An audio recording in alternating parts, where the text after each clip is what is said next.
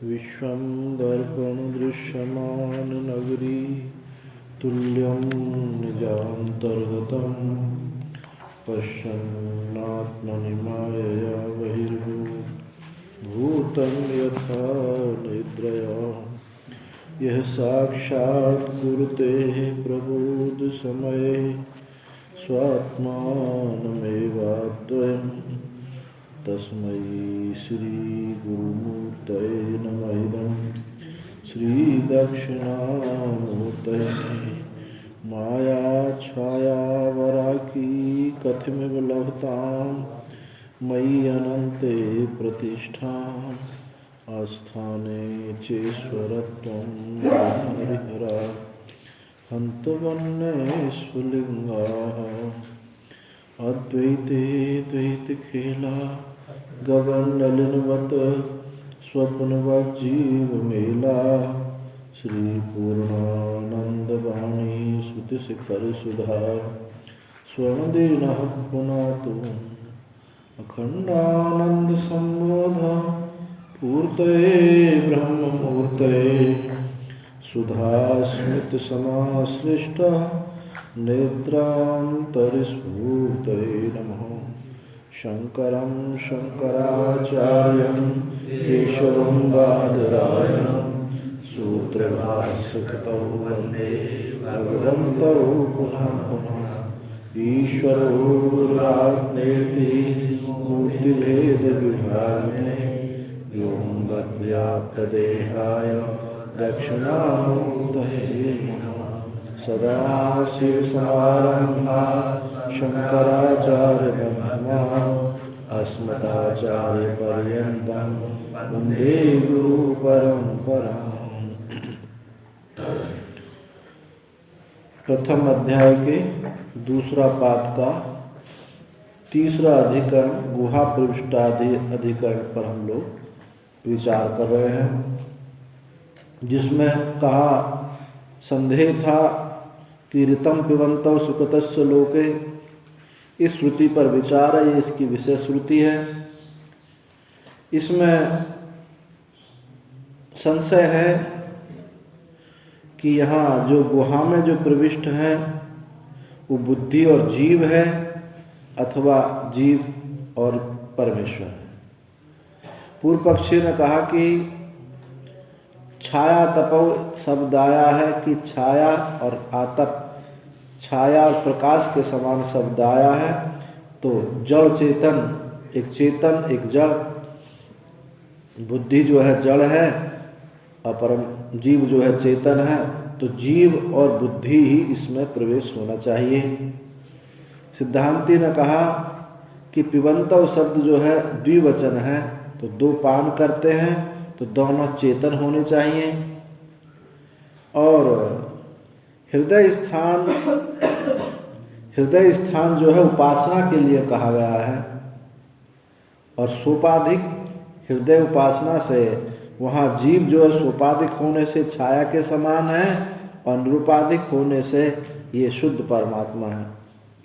तो यहाँ गुहा में जीव और ईश्वर ही प्रवेश होना चाहिए, ऐसा यहाँ विचार कर रहे हैं। और सूत्र चल रहा था गुहाम प्रविष्टौ आत्मानौ ही तद्दर्शनात्। गुहाम प्रविष्टौ आत्मानौ ही तद्दर्शनात्, गुहा में दो प्रविष्ट हुए हैं ही तद्दर्शनात्, ऐसा देखा जाता है। तो इसमें पूर्व पक्षी ने कहा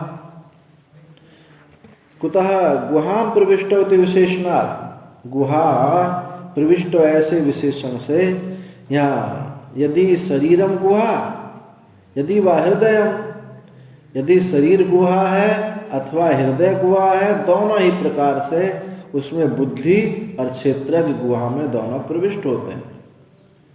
और ऐसा होने संभव होने पर सर्वगत जो ब्रह्म है उसका विशिष्ट देश की कल्पना, विशिष्ट देश में उसका प्रवेश होना संभव नहीं है। इसलिए यहाँ बुद्धि और जीव ही प्रवेश होंगे। और सुकृतस्य लोके, यानी जो सुकृत का जो कार्य देह है, ये कर्म गोचर अनतिक्रमम दर्शति। जो कर्म गोचर जो देह है ये कर्म का अतिक्रमण करता हुआ नहीं देखा जाता, जबकि परमात्मा पर कर्म की कोई गति नहीं है। वो चाहे सुकृत हो अथवा दुष्कृत हो, वो उस पर कोई प्रभाव, उसमें कोई गोचर परमात्मा का नहीं होता। और श्रुति भी कही थी कि कर्म कर्मणा वर्धते नो कन्यान, वो कर्म से बढ़ नहीं जाता और कर्म से वो घटता नहीं है। और छाया आतप जो कहा था कि दोनों चेतन चेतन निर्देश उपपद्यते, छाया आतन, छाया और आतप धूप, छाया और प्रकाश ये चेतन और अचेतन जड़ और चेतन की दृष्टि से कहे हैं। इससे छाया तब परस्पर विलक्षण होने से या बुद्धि और जीव ही गुहा में प्रविष्ट होने चाहिए, ऐसा पूर्व पक्ष ने कहा था। अब सिद्धांति कहते हैं इति एवं प्राप्ते ब्रूमः, ऐसे प्राप्त होने पर, तुम्हारे इस प्रकार कहने पर हम कहते हैं कि विज्ञानात् परमात्मान यह उच्चयताम, यहाँ जीव और परमात्मा ही दोनों गुहा में प्रविष्ट कहे जाने चाहिए। आत्मानव ही तव उभौ अपि चेतनव समान स्वभाव, क्योंकि सूत्र में क्या कहा है, आत्मानव गुहाम प्रविष्टव आत्मानव, तो आत्मानव ये दोनों जो आत्मा चेतन ही होने चाहिए, स्वभाव से चेतन ही होना चाहिए, क्योंकि द्विवचन का प्रयोग किया है। समान स्वभाव वाले दोनों चेतन ही गुहा में प्रविष्ट होने चाहिए। और संख्या श्रवणे च समान स्वभावे स्वेव लोके प्रतीति दृश्यते, और जो संख्या श्रवण है द्विवचन जो कहा, ये संख्या का जो श्रवण है ये समान स्वभाव में होता है, ऐसा नहीं है। दोनों विपरीत स्वभाव वालों की एक विभक्ति नहीं बनाई जा सकती। दोनों की एक विभक्ति तभी बनती है जब चेतन दोनों समान स्वभाव वाले होंगे। सजातीय विजातीय की एक विभक्ति नहीं होती। इसलिए संख्या श्रवण पर भी, संख्या श्रवण होने से समान स्वभावेषु एव लोके प्रतीति दृश्यते, समान स्वभाव में ही लोक में उनकी प्रतीति दिखी जाती है। जैसे अस्य गो द्वितीयो अन्वेष्टव्य इति उक्ते, गौरेव द्वितीयो अन्विष्यते न अश्व पुरुषो वा, जैसे इस बैल का दूसरा जोड़ीदार खोजो, बैल का जिसका दूसरा जोड़ीदार खोजो, दूसरा बैल खोजो, तो ऐसे कहने पर वो दूसरा बैल ही खोजा जाता है, ना कि न अश्व पुरुषो नावा, ना कोई पुरुष खोजा जाता है ना कोई घोड़ा खोजा जाता है। जब कहेंगे इसका जोड़ीदार खोजो तो वो दूसरा बैल ही खोजा जाएगा। इसी प्रकार से आत्मानो शब्द जो है, यहाँ एक चेतन है तो दूसरा चेतन ही खोजा जाएगा, और वो चेतन ईश्वर ही होगा।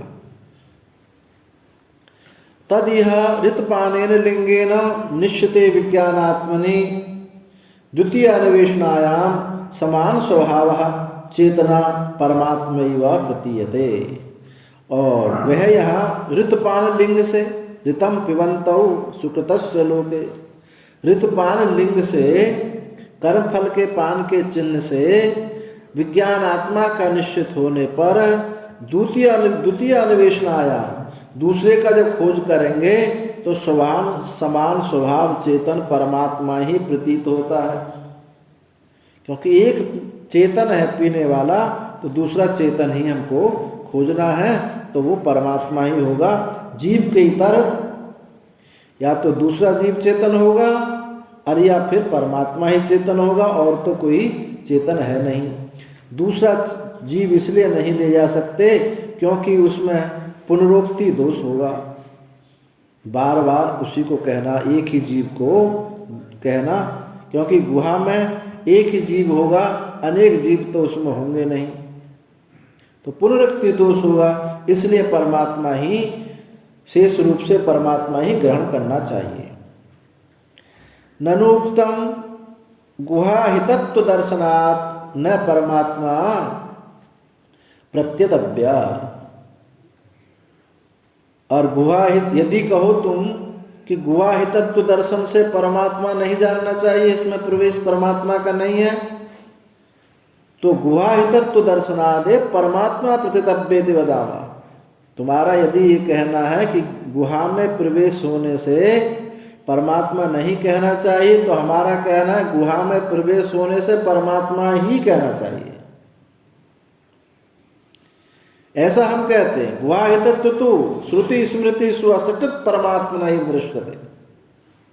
गुहा में प्रवेश करना तो श्रुति में, इसमें श्रुति स्मृतियों में अनेक बार परमात्मा को ही कहा गया है, परमात्मा ही देखा गया अनेक श्रुति स्मृतियों में।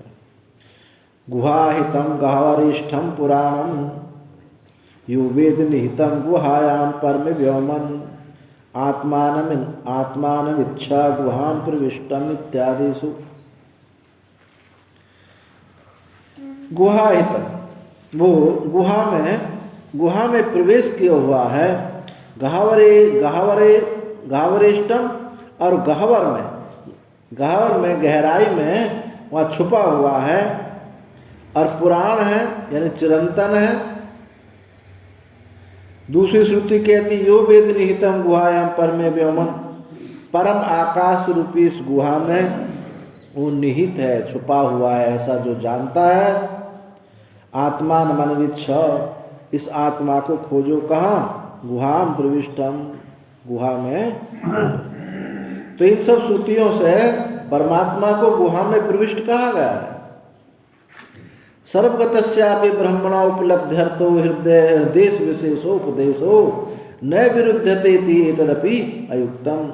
जो तुमने कहा था कि सर्वगत ब्रह्म का गुहा में प्रवेश कैसे हो सकता है, एक देश विशेष में कैसे प्रवेश हो सकता है, तो सर्वगत ब्रह्म का भी उपलब्धि उपलब्धि के लिए देश विशेष का उपदेश जो किया जाता है कि हृदय में है, गुहा में है, इसमें कोई विरोध नहीं है। इति तदपि उक्तम, यह इस पे ही ये भी ऐसा कहा गया। जैसे कहा गया, एक श्लोक है, जैसे दूध सर्वत्र होते हुए भी, गाय के शरीर में सर्वत्र होते हुए भी स्तन से ही उस दूध की प्राप्ति होती है, ऐसे ही चेतन परमात्मा सर्वत्र प्राप्त होते हुए भी ये प्रतिमा आदियों में, संतों में ही वहाँ उसकी विशेष रूप से प्रकाशन होता है। ऐसे ही परमात्मा सर्वत्र होते हुए ये हृदय में ही उसका प्रकाशन अभिष्ट है।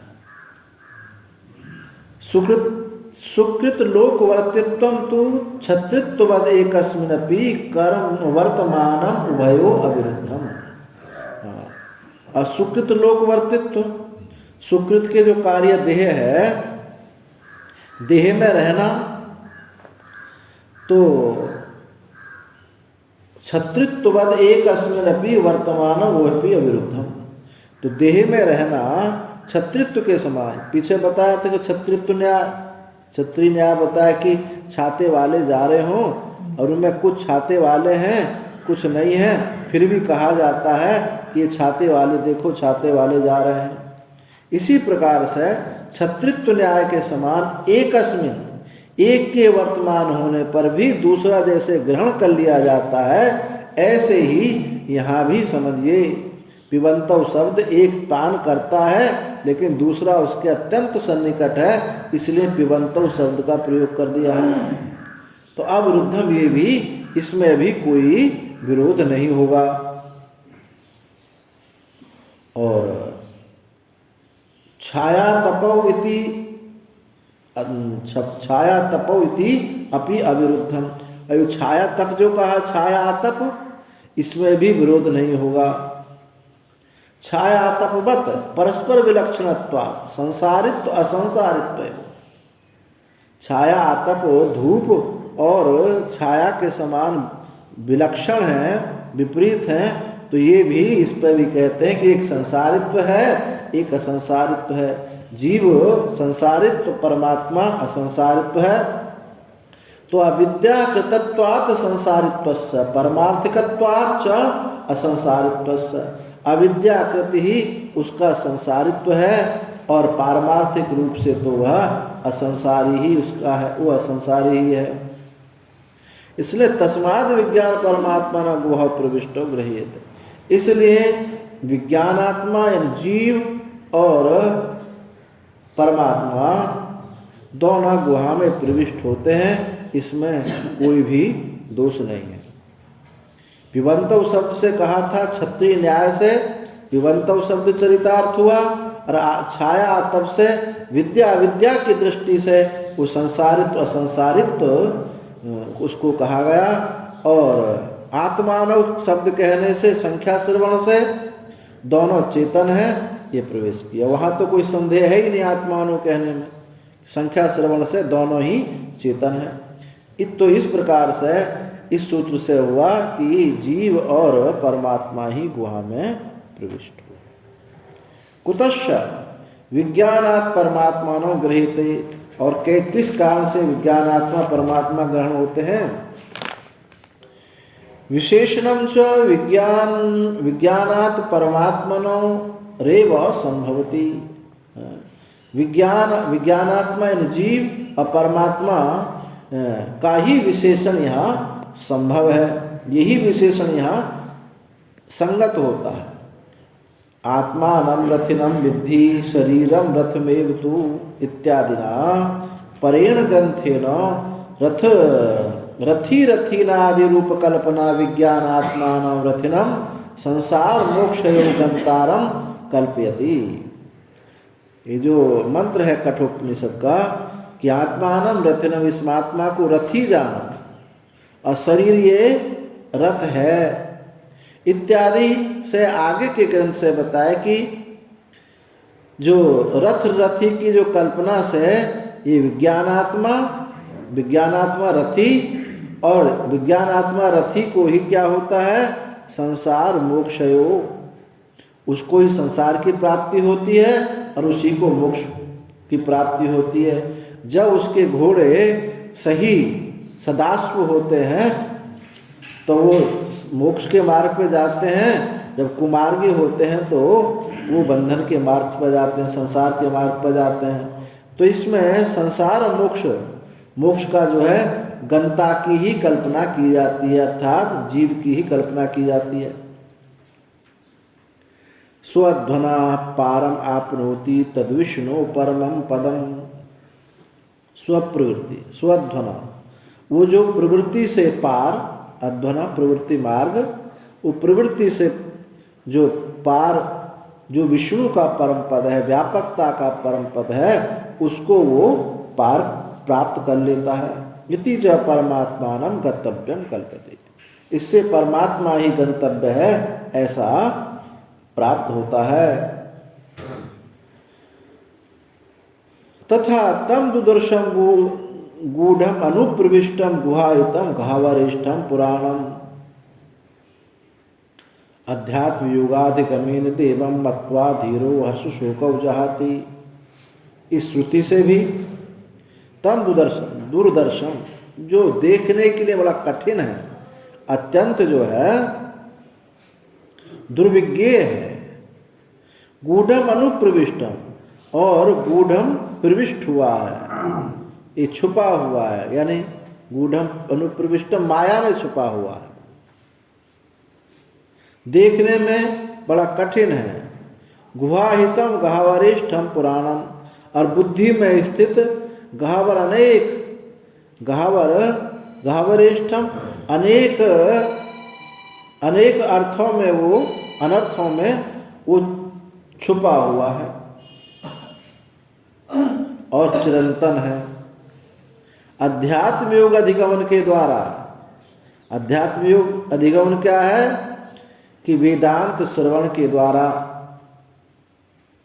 जो उसकी ब्रह्माकार वृत्ति होती है, संसार के विषयों से हट करके वेदांत श्रवण से सन्नस्स श्रवणम कुर्यात्, त्याग करके श्रवण करें तो समस्त विषय से बुद्धि को हटाकर परमात्मा में लगाने से वो क्या होता है, देवम मत्वा धीरो हर्षोकम जहाती। इस देव को जान करके वो धीर जो है हर्ष शोक को छोड़ देता है। तो पूर्वस्मिन् ग्रंथे मंत्री मंतव्यत्वेन एतौ विशेषतौ, यहाँ दोनों विशेषण क्या हुए, एक मंत्री एक मंतव्य, एक गंता एक गंतव्य।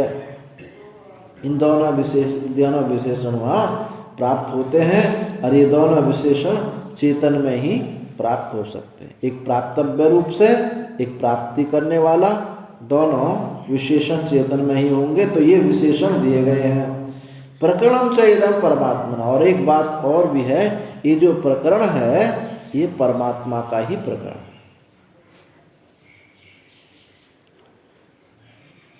ब्रह्मविदो वदन्ति इति च वक्तृ विशेष उपादानम परमात्म परिग्रह घटते। जो ब्रह्मविदो वदन्ति कहा था, तृणाचिकेतो ब्रह्मवदो वदन्ति तृणाचिकेतः, पंचाग्नि जो पंचाग्नि को जानने वाले, और 3 बार जिसने नचिकेता अग्नि का चयन किया है और ऐसा ब्रह्मविद कहते हैं।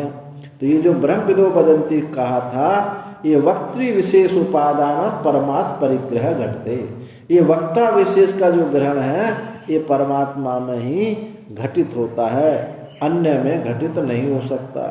इसलिए यह जीव परमात्मा न उच्चेयाताम, इसलिए यहाँ गुहा में जो प्रविष्ट हैं वो जीव और परमात्मा ही होंगे।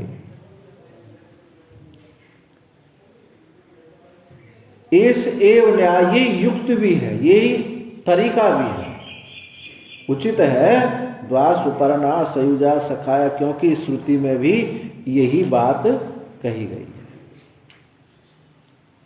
द्वा सुपर्णा सयुजा सखाया समानम वृक्षम परिस्वस्य जाते तयोरन्ना पिप्पलम स्वादवंती अनसनमयो अभी चाकसीति। तो द्वा सुपर्णा सयुजा सखा इत्येवम् आदि में भी यही बात युक्त है, ठीक कही गई है। अब तत्रापि अध्यात्म अधिकारात् न प्रकृतौ सुपर्ण उच्येते। ये प्रकरण किसका है, ब्रह्म विद्या का प्रकरण है। मुंडक में जहाँ ये मंत्र है द्वा सुपर्णा सयुजा सखाया, तो अध्यात्म अधिकारात यानी अध्यात्म ब्रह्म प्रकरणात्, ब्रह्म के प्रकरण होने से न प्रकृतौ, ये प्रकृतौ सुपर्ण उच्यते। दो पक्षी को नहीं कहा गया है, या जीव और ईश्वर को ही कहा गया है। सुपर्ण माने पक्षी। तयोरन्या पिप्पलम स्वादवत्ती इति अदन लिंगात विज्ञान आत्मा भवति। ये जो अदन लिंग है, खाने का लिंग, अदन माने खाना, अदन लिंगात विज्ञान आत्मा भवति। तैरोन्नः, उन दोनों में एक कर्म फल को पान करता है, भक्षण करता है, इस लिंग से ये विज्ञान आत्मा ही जाना जाता है। और अनसनन्यो अभिचाकसीति, अनसनन बिना खाते हुए, एक दूसरा है जो बिना खाता है, अभिचाकसीता अभितः चाकसीति, सब ओर से देख रहा है। इति अनशन चेतनत्वाभ्याम परमात्मा, इस अनशन ना खाने से, इन अनशन अचेतन होने से ये क्या है, ये परमात्मा चेतन भी है और खाता भी नहीं है। तो ये लक्षण कहाँ घटित होगा, ये परमात्मा में ही घटित होगा। अनंतरे च मंत्र, और दूसरे आगे के मंत्र में भी तौ एव, ये दोनों ही प्रतीत होते हैं। दृष्टि द्रष्टव्य भावेन विशिनष्टि, दृष्टा और दृष्टव्य भाव रूप से ये विशेषण दिया गया है। कैसे विशेषण दिया है, समाने वृक्षे पुरुषो निमग्नो अनीशया शोचति मुह्यमाना जुष्टम यदा पश्यन्ति अन्य मीसम अस्य महिमानमिति वीत शोकः। ये कहा कि समान वृक्ष में ये क्या वृक्ष क्या है? ये शरीर ही वृक्ष है। जो वृक्षनाति वृक्षा है, जो छेदन के योग्य हो, छेदन हो जिसका होता है वह वृक्ष। तो ये कौन है? ये वृक्ष क्या है? शरीर ही है। तो समान अर्थात एक ही वृक्ष में छेदन योग्य शरीर में निमग्न हुआ ये जीव डूबा हुआ है, शरीर के साथ तादात्म्य किया हुआ है, डूबा हुआ शरीर में। अरे क्या दीन भाव आया! कैसे?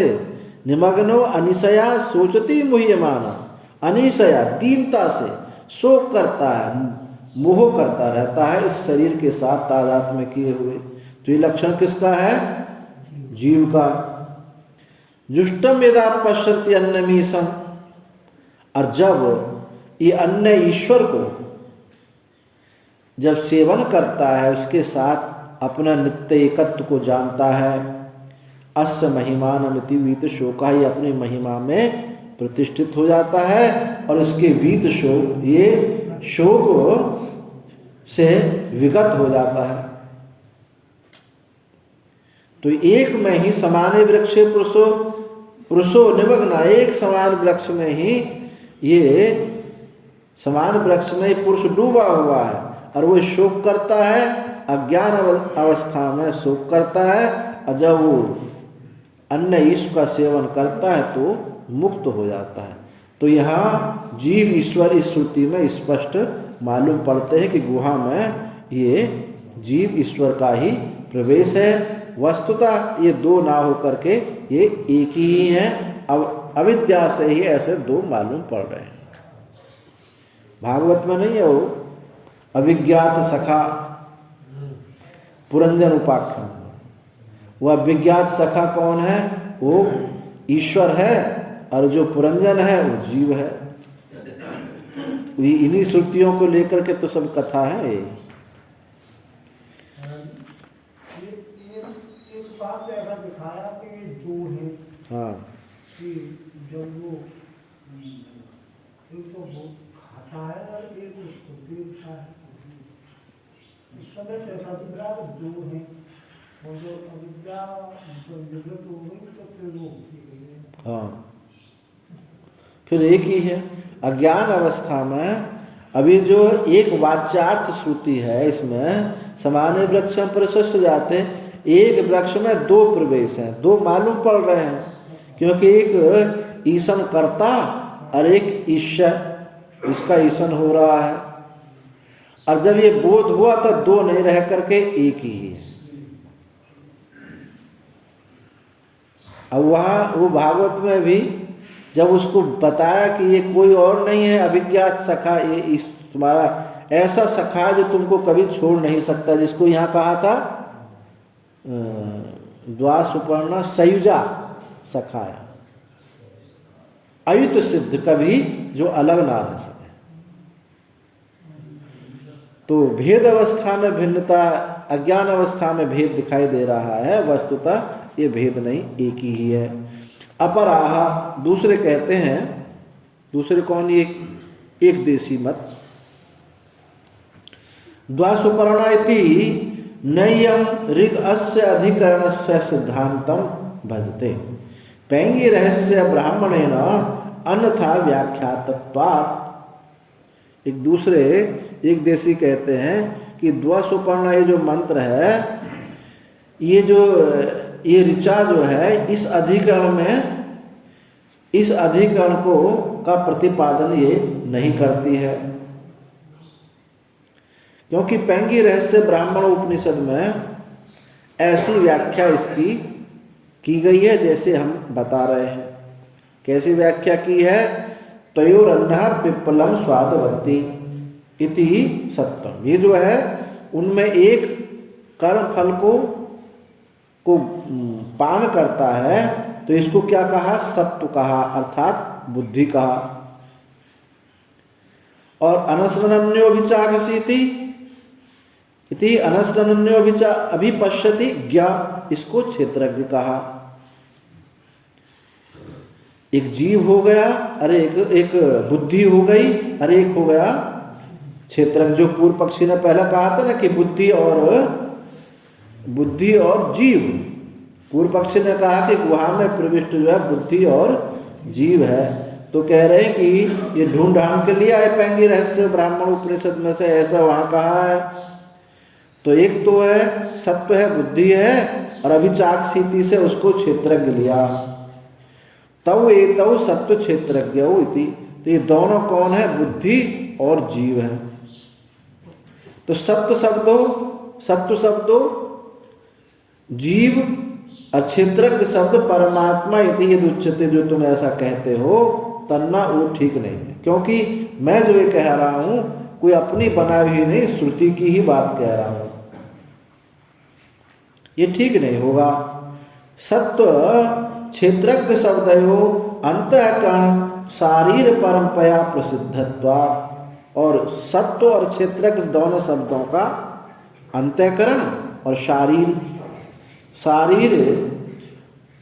परता रूप से इनके प्रसिद्ध है। सत्व को बुद्धि ही कहा जाता है और क्षेत्रज्ञ को जीव ही कहा जाता है, ये प्रसिद्धि ही है।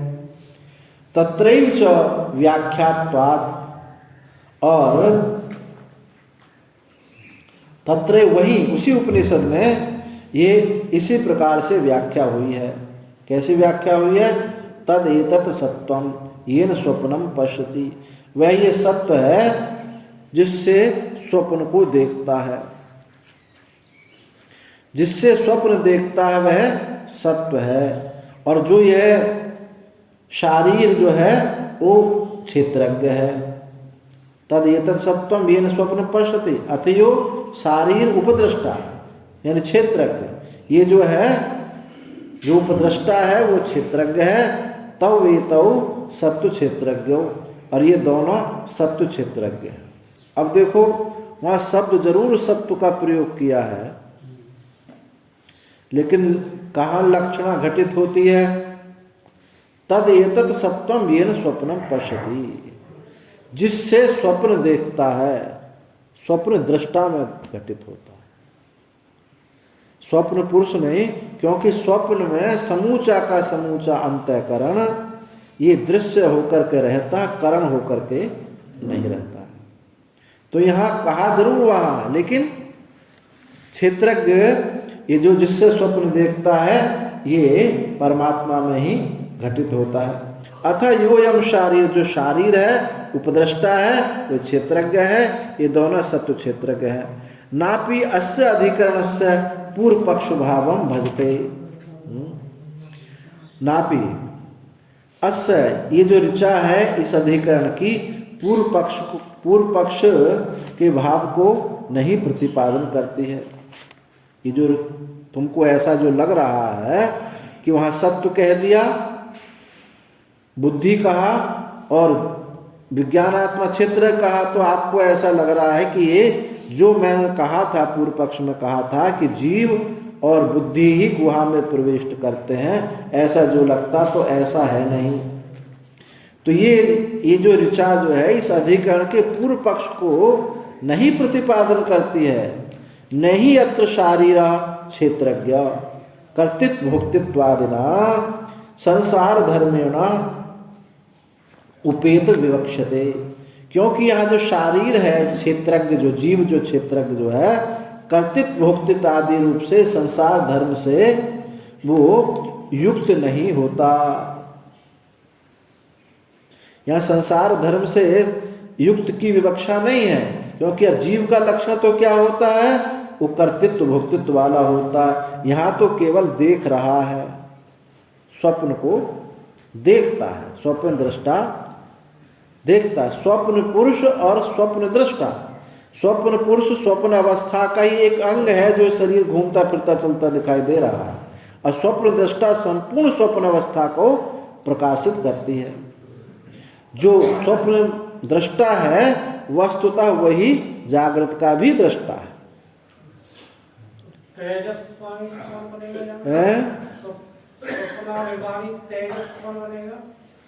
स्वप्न अभिमानी तेजस अलग है, स्वप्न दृष्टा अलग है। स्वप्न अभी देखने वाला वो स्वप्न पुरुष होगा,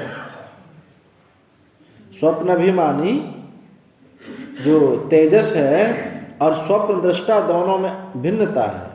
दृष्टा जो त्रिषु संतसु क्या है, जो दृष्टा है तीनों में निश्चित है, लेकिन जो स्वप्नाभिमानी अवस्था है वो तो स्वप्न पुरुष है, स्वप्न दृष्टा नहीं। स्वप्न दृष्टा एक ही होता, जो स्वप्न पुरुष, जो स्वप्न अभिमानी है वो जागृत अभिमानी नहीं होता, परंतु जो स्वप्न दृष्टा है वो जागृत का भी दृष्टा है, वो एक ही है। तो यहाँ कर्तृत्व भोक्तृत्व आदि जो है संसार धर्म से युक्त की विवक्षा नहीं कही गई है। कथम तरी सर्व संसार धर्मातीतो ब्रह्म स्वभाव चैतन्य मात्र स्वरूप अनशन अन्यो भी चाकसीति अनशन अन्यो भी पश्यति ज्ञाति वचनात्। कथम तरी तो संसार धर्म से अतीत, संसार धर्म से अतीत ब्रह्म स्वभाव चैतन्य आत्म स्वरूप जो अनशन अभिचाकसीति ऐसा जो देखता है वो किस प्रकार है? इति वचनात् कैसे? तो तत्त्वमसि क्षेत्रज्ञम चापि माम विद्धि श्रुति से, श्रुति स्मृति से ये बताया गया है। तावत च विद्या उपसंहार दर्शन एवं अवकल्पते, और ये इस ब्रह्म विद्या के उपसंहार दर्शन में भी यही बात बताई गई है। तो जो उसने उस श्रुति को देख करके कहा कि ये सत्व है यानी बुद्धि है, और जो और क्या है क्षेत्रज्ञ है, अनंत भी चाकसीति क्षेत्रज्ञ है, ऐसा जो कहा ऐसा संभव नहीं है, क्योंकि वही श्रुति में कहा तद एतत् सत्वम येन स्वप्नम पश्यति, वह सत्व है जिससे ये तद एतत् सत्वम येन स्वप्नम पश्यति, जिससे स्वप्न देखता है, और जो शारीरिक उपदृष्टा है वो क्षेत्रज्ञ है, ऐसा वहीं व्याख्या कर दी गई है। तो और इससे ये सिद्ध हुआ कि जो तुम कहना चाहते हो, पूर्व पक्षी ने कहा, ऐसा ये व्याख्या वहां नहीं है, क्योंकि जो शारीर है क्षेत्रज्ञ है वो कर्तृत्व भोक्ता धर्म, जो शारीर जीव होता है कर्ता भोक्ता होता है, और यहां उसको कर्ता भोक्ता नहीं बताया जा रहा। तो इससे बात सिद्ध हुई कि जो हमने कहा कि गुहा में जो प्रविष्ट होने वाले हैं जीव और परमात्मा ही हैं। तत्त्वमसि क्षेत्रज्ञम चापि माम विद्धि श्रुति स्मृति से यही बात सिद्ध होती है। तावताचा, और विद्या उपसंहार दर्शन भी इसी में ही संगत हो जाता होता है। तव ये तव सत्व क्षेत्रज्ञ, ये दोनों सत्व क्षेत्रज्ञ न ही न हा वा एवं विधि किंचन रद आध्यस्वते, और कहा कि इसको एवं विधि इस प्रकार जानने वाला को कुछ भी रज आध्वंसते अविद्या का स्पर्श नहीं करती है, जो इस प्रकार जानता है। कथम पुनरअस्मिन् पक्षे तयो अन्य पिप्पलम स्वादत्विति सत्यम, फिर इस पक्ष में तयो अन्य पिप्पलम स्वादवत्ति, वो जो है कर्मफल को भोगता है, तो इस सत्व बुद्धि कैसे हो सकता है?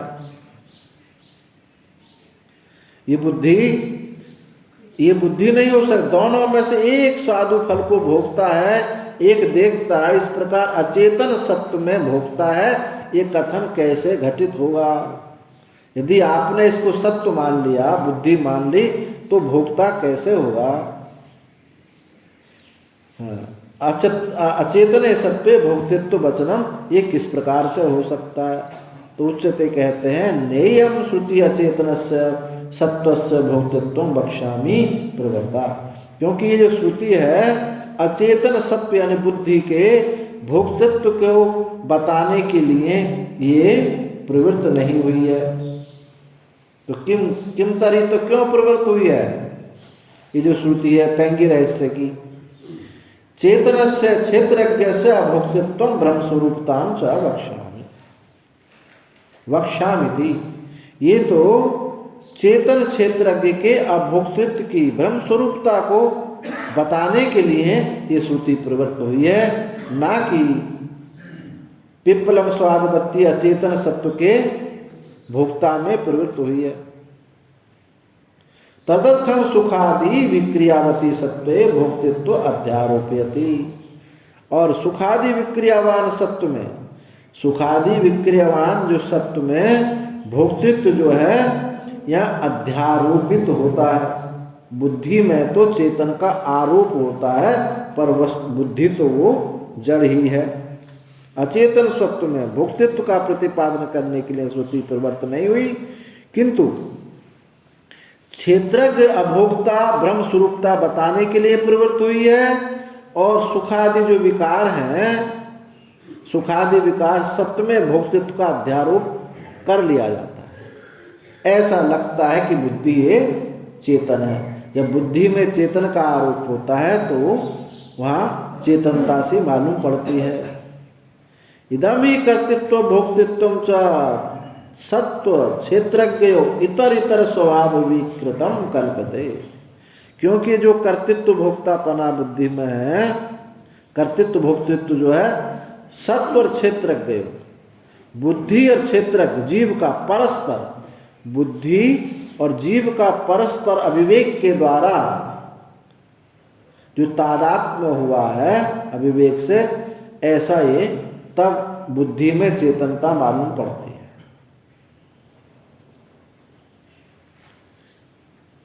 नहीं तो आपको कैसे मालूम पड़े कि आज मेरी बुद्धि बहुत काम कर रही है, आज तो बिल्कुल ठप है, आज तो कोई पाठ समझ में आ ही नहीं।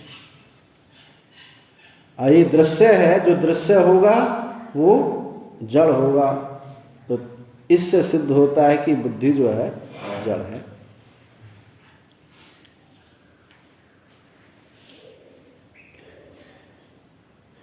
इसमें कर्तृत्व भोक्तृत्व जो है दोनों का, बुद्धि का और क्षेत्रज्ञ का तादात्म्य अध्यास के द्वारा ऐसा हुआ है। परमार्थस्तु, किंतु वास्तव में तो नान्य तरस्यापि संभवती, दोनों में से एक में, परमार्थतः तो दोनों में से एक में भी ये संभव नहीं हो सकता। ना तो शुद्ध चेतन में कर्तृत्व भोक्तृत्व संभव हो सकता है और ना ही ये बुद्धि में हो सकता है। दोनों के परस्पर अध्यास से ऐसा संभव होता है। अचेतनत्वात् सत्तस्य, क्यों कि जो बुद्धि है ये क्या है, ये तो अचेतन है, जड़ है। और अविक्रियत्वाच्च क्षेत्रज्ञ, क्षेत्रज्ञ क्या है, जो चेतन है वो विक्रिय है नहीं, अविक्रिय है।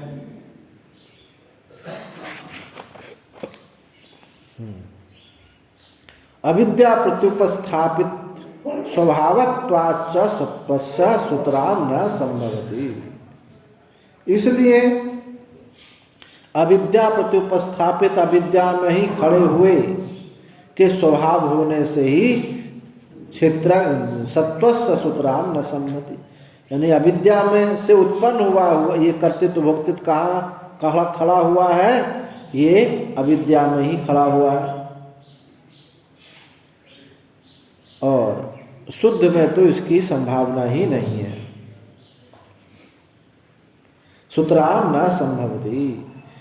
तथा च श्रुति, और श्रुति ने भी कहा है, यत्र वा अन्यदेव स्यात् तत्र अन्यो अन्यत् पश्येत, अन्यो अन्यत् पश्येत। निश्चित रूप से जहाँ अन्य सा होगा वहीं अन्य अन्य को देखे इत्यादि रूप से स्वप्न हस्ति, स्वप्न दृष्ट हस्ति आदि व्यवहारवत अविद्या विषय एवं कर्तृत्वादि व्यवहारम दर्शति। जैसे स्वप्न में हाथी देखते हैं, हाथी आदि का व्यवहार स्वप्न में हाथी देख रहे हैं, उसी के समान ही अविद्या विषय, अविद्या का विषय ही है कर्तृत्वादि, कर्तृत्व भोक्तृत्वादि व्यवहार शुद्ध चेतन में भी नहीं है और जड़ में भी नहीं है। जब अज्ञानता से, अविद्या से दोनों का तादात्म्य अध्यास होता है, तभी ये कर्तृत्व भोक्तृत्व आदि का व्यवहार संभव होता है।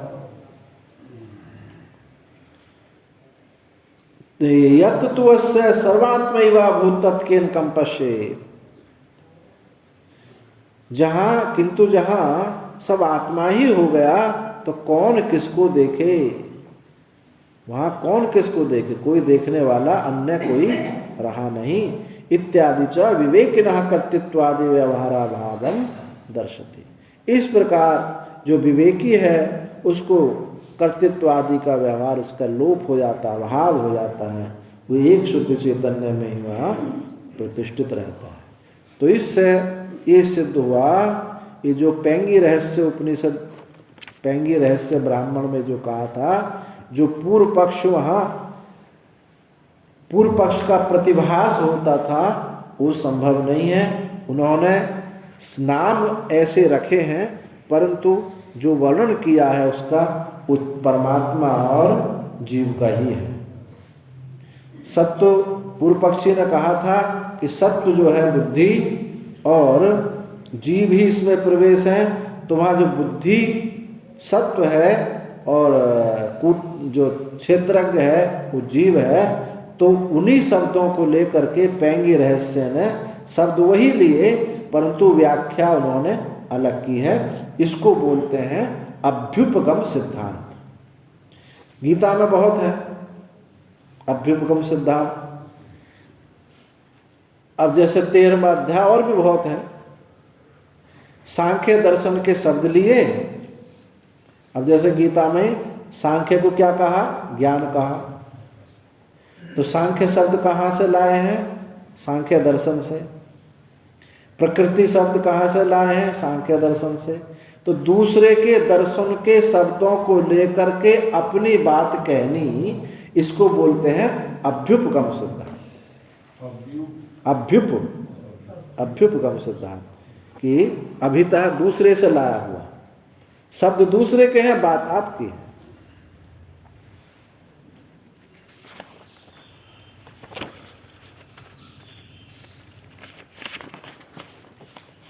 अब अंतराधिकरण,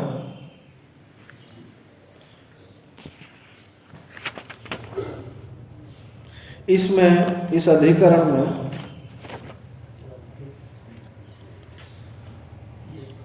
ये जो श्रुति है छांदोग्य के चौथे अध्याय की उपकौशल विद्या इसको बोलते हैं। इस उपकौशल विद्या में पर यहाँ विचार किया है। तो उपकौशल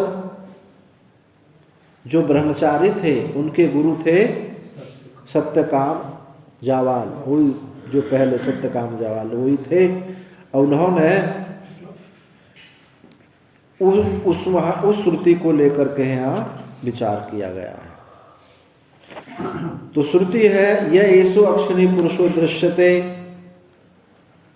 एव आत्मा इति होवाच एतद् अमृतम एतद् ब्रह्म तद यद्यपि अस्मिन् सर्प्योदकम वह सिंचति वर्तमनि एव गच्छति। जो ये आँख में पुरुष दिखाई देता है वह आत्मा है। इति होवाच, वो ऐसा उसने कहा। और वो अमृत है, वो अभय है, और वो ब्रह्म है जो आँख में पुरुष दिखाई देता है। तो ये तद यद्यपि अस्मिन्, क्योंकि जैसे आँख में डालते हैं, पानी डालते हैं, सर्प्योदकम तेल डालते हैं अथवा पानी डालते हैं, तो वह सिंचति वर्तमनि एव गच्छति, तो आँख में ना जा करके पलकों में ही बह जाता है। तो ये लक्षण किसका घटित हुआ है? असंगता का लक्षण ब्रह्म का लक्षण घटित हुआ है। ब्रह्म क्या है? असंगोयम पुरुषः। वो घी जल डाला जाता है वो पक्षों में चला जाता है, आँख उसको ग्रहण नहीं करती। ऐसे ही परमात्मा भी असंग स्वभाव है। तो जो पुरुष आँख में है वो असंग है। ये श्रुति पर यहाँ विचार करना है। और तो पूर्व पक्षी ने कहा कि ये जो आँख में जो पुरुष दिखाई देता है ये पुरुष छाया आत्मा है अथवा जीव है अथवा कोई देवता है। परमात्मा नहीं हो सकता, ये परमात्मा नहीं है। सिद्धांती ने कहा कि ये पुरुष जो है ये परमात्मा ही है, क्योंकि इसी में, इसी श्रुति में बताया जाएगा कम ब्रह्म खम ब्रह्म, कम ही खम है, खम ही कम है, ऐसा इसी प्रकरण में बताया जाएगा। तो और भी इसके अलावा वहाँ वामनित्व, संयत वामित्व, भामनित्व, भामनी है, वामनी है, और ये गुण भी उस परमात्मा के बताए जाते हैं। तो भामनी किसको कहा है वहाँ? भामनी माने सबका प्रकाशक।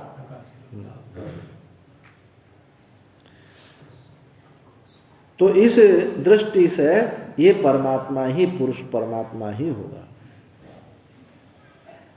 और वामनित्व किसको कहते हैं? संयत वामित्व, वो यानी प्राप्ति कराने वाला, सबको सब प्राप्ति कराने वाला है और सबका प्रकाशक है। ये लक्षण परमात्मा में ही घटित होगा।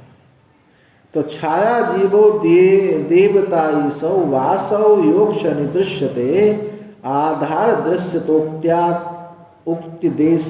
उक्त्येसात् अन्येषु त्रिषु कश्चन कम खम ब्रह्म युक्तम प्राग तदेव अक्षिणी उपासते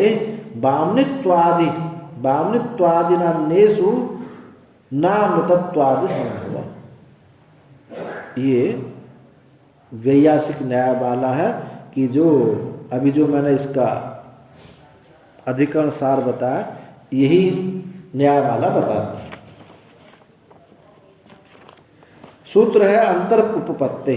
अंतर उपपत्ति, अंतर उपपत्ति, अंतर ये ईसो अक्षिणी पुरुषो दृष्टि तो जो आंख में देखा जाता है, इस श्रुति में प्रतिपाद्यमान जो अक्षी मध्यगत आंख के मध्य में वो कौन है? वो परमात्मा ही है, छाया आत्मा नहीं है। कुतः उपपत्ति, उपपत्ति सिद्धि होने से। क्या सिद्धि होती है? यह उक्तानाम आत्मत्व अमृतत्व अभयत्वादि धर्माणाम परमात्मनि एवं उपपत्ति। ये जो गुण है अमृतत्व, आत्मत्व, अमृतत्व, अभयत्व जो है, ये परमात्मा में ही उपपत्ति है, उन्हीं में इसकी सिद्धि है।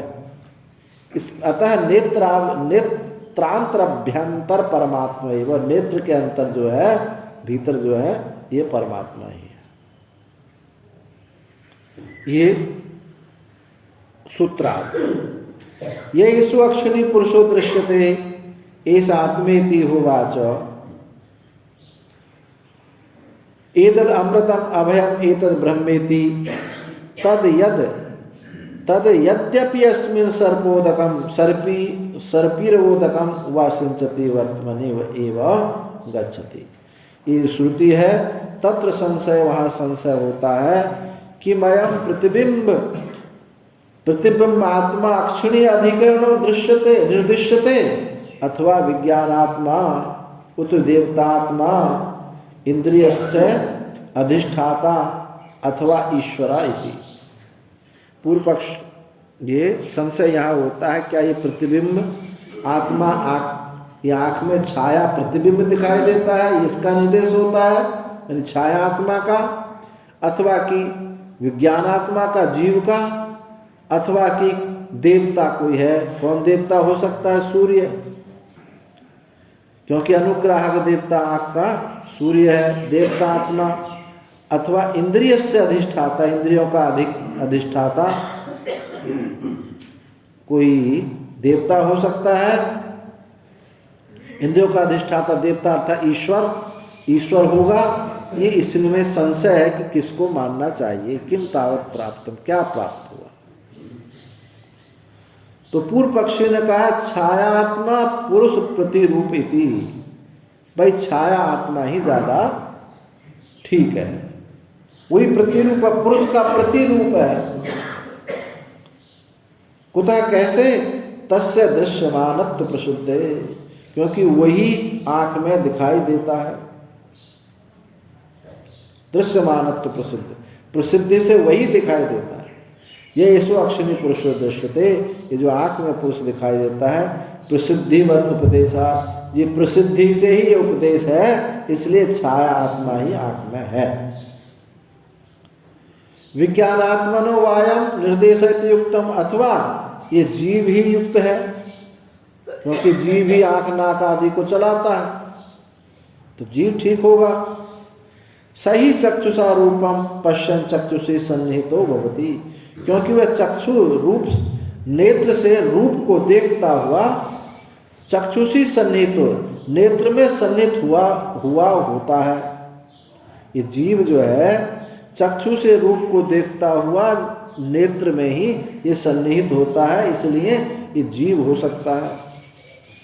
और आत्म शब्दस्य अस्मिन पक्ष अनुकूल भवति, क्योंकि यहाँ आत्मा शब्द का प्रयोग किया, येषु अक्षिणी पुरुषो दृश्यते सा आत्मा, आत्मा शब्द का भी प्रयोग किया है। तो आत्मा शब्द का प्रयोग होने से ये अस्मिन पक्ष, इसी पक्ष में ये आत्मा शब्द अनुकूल होगा। आदित्य पुरुष होगा, अथवा ऐसा हो आदित्य पुरुष चक्षु अनुग्राहक देवता, इस चक्षु का अनुग्राहक देवता जो सूर्य है वो प्रतीत होता है, क्योंकि रश्मि भी एसो अस्मिन प्रतिष्ठिता, रश्मियों के द्वारा इसमें ये प्रतिष्ठित होता है, ऐसा बृहदारण्यक श्रुति कहती है। इति श्रुते, इस श्रुति से अमृतत्वादि नाम च देवतात्मने भी कथनचित संभवा, ये जो श्रुति में अमृतत्व कहा है, अभयत्व कहा है, ये शब्द भी देवतात्मा में ये संभव हो सकते हैं, क्योंकि देवताओं का भी अमृत होता है, उनको भी अमृतत्व प्राप्त होता है, तो अमृतत्वादि देवतात्मा में कथनचित संभव है। इसलिए न ईश्वर स्थान विशेषण निर्देशा, ईश्वर तो नहीं हो सकता, क्योंकि स्थान विशेष में ईश्वर का प्रवेश नहीं होगा। इन सारे जो सूत्र आ रहे हैं ये सब उपास्य के आ रहे हैं, उपास्य ब्रह्म के, क्योंकि क्या बताया गया है उपास्य में कि सर्वगत होते हुए भी, अनंत होते हुए भी एक देश विशेष में उसकी का प्रतिभान होता है, प्रतीति होती है, आभास होता है, उसी को हम उपासना कहते हैं। हृदय में है, कहीं आँख में है, कहीं प्राण में है, वो परमात्मा सर्वगत होते यहाँ उसके विशेष रूप से प्रतिभान है, यही उपास्य है। जैसा कि गीता के 10वें अध्याय में आप देखें विभूति योग में, वृक्षों में मैं पीपल हूँ, नदियों में मैं गंगा हूँ, धनुर्धारियों में मैं राम हूँ। अब यहाँ सर्वगत व्यापक होते हुए भी वहाँ उसका विशेष प्रतिभान होता है, जहाँ विशेष, इसी को विभूति कहते हैं, विशेष रूप से भाषण, विभूति योग है ना, विशेष रूप से भाषण, विशेष रूप से भाषण का नाम ही उपासना है। तो ये इसमें कुछ, ये अधिकांश सब शास्त्रीय अध्यारोप होता है, ये नैसर्गिक अध्यारोप नहीं हुआ, शास्त्रीय अध्यारोप का नाम ही उपासना होती है। और नैसर्गिक अध्यास जो है ये अज्ञान है।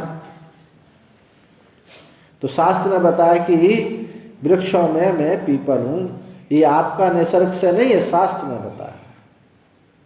नैसर्गिक अध्यारोप, नैसर्गिक अध्यारोप जो है ये तो अध्यास है, मैं देह हूँ, नैसर्गिक है, निसर्ग से यानी सृष्टि से प्राप्त हुआ, आपका बनाया नहीं है। लेकिन मैं सन्यासी हूँ, ये क्या है, शास्त्र का अध्यारोप है।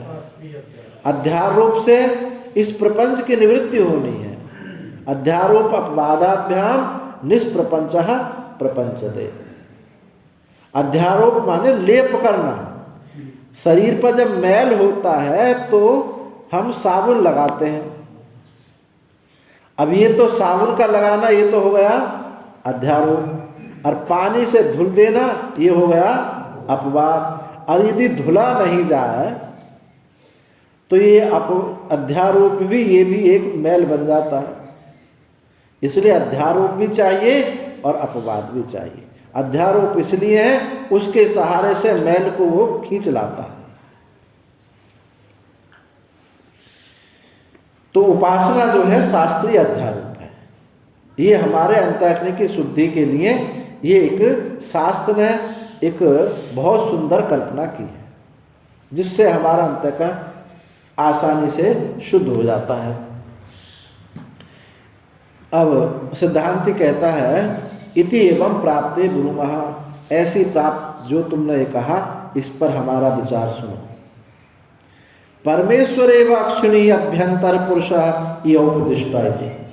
भाई यहाँ परमेश्वर ही इस आँख के भीतर जो पुरुष दिखाई देता है, ये परमेश्वर ही यहाँ श्रुति ने उपदिष्ट किया है। श्रुति ने परमेश्वर ही बताया है। कस्मात कैसे उपपत्ते है, उसी की सिद्धि होती है। उपपद्यते ही परमेश्वरे, उपपद्यते ही परमेश्वरे गुण जातम यह उपदिश्यमान। जो गुणों का जो समूह है ये जो है परमेश्वर में ही बैठता है, परमेश्वर में इसकी सिद्धि होती है। आत्मत्वम तावन मुख्या वृत्त्या परमेश्वर उपपद्यते। आत्मत्व जो कहा था वहाँ वो मुख्य वृत्ति से परमेश्वर में ही प्राप्त होता है। दूसरी जगह तो मिथ्या वृत्ति से और गौण वृत्ति से होता है। शरीर जो है और पुत्र आदि जो है, पुत्र आदि कौन है, ये गौण वृत्ति, और शरीर जो है मिथ्या। तो मुख्य वृत्ति से तो ये परमेश्वर में ही प्राप्त होता है।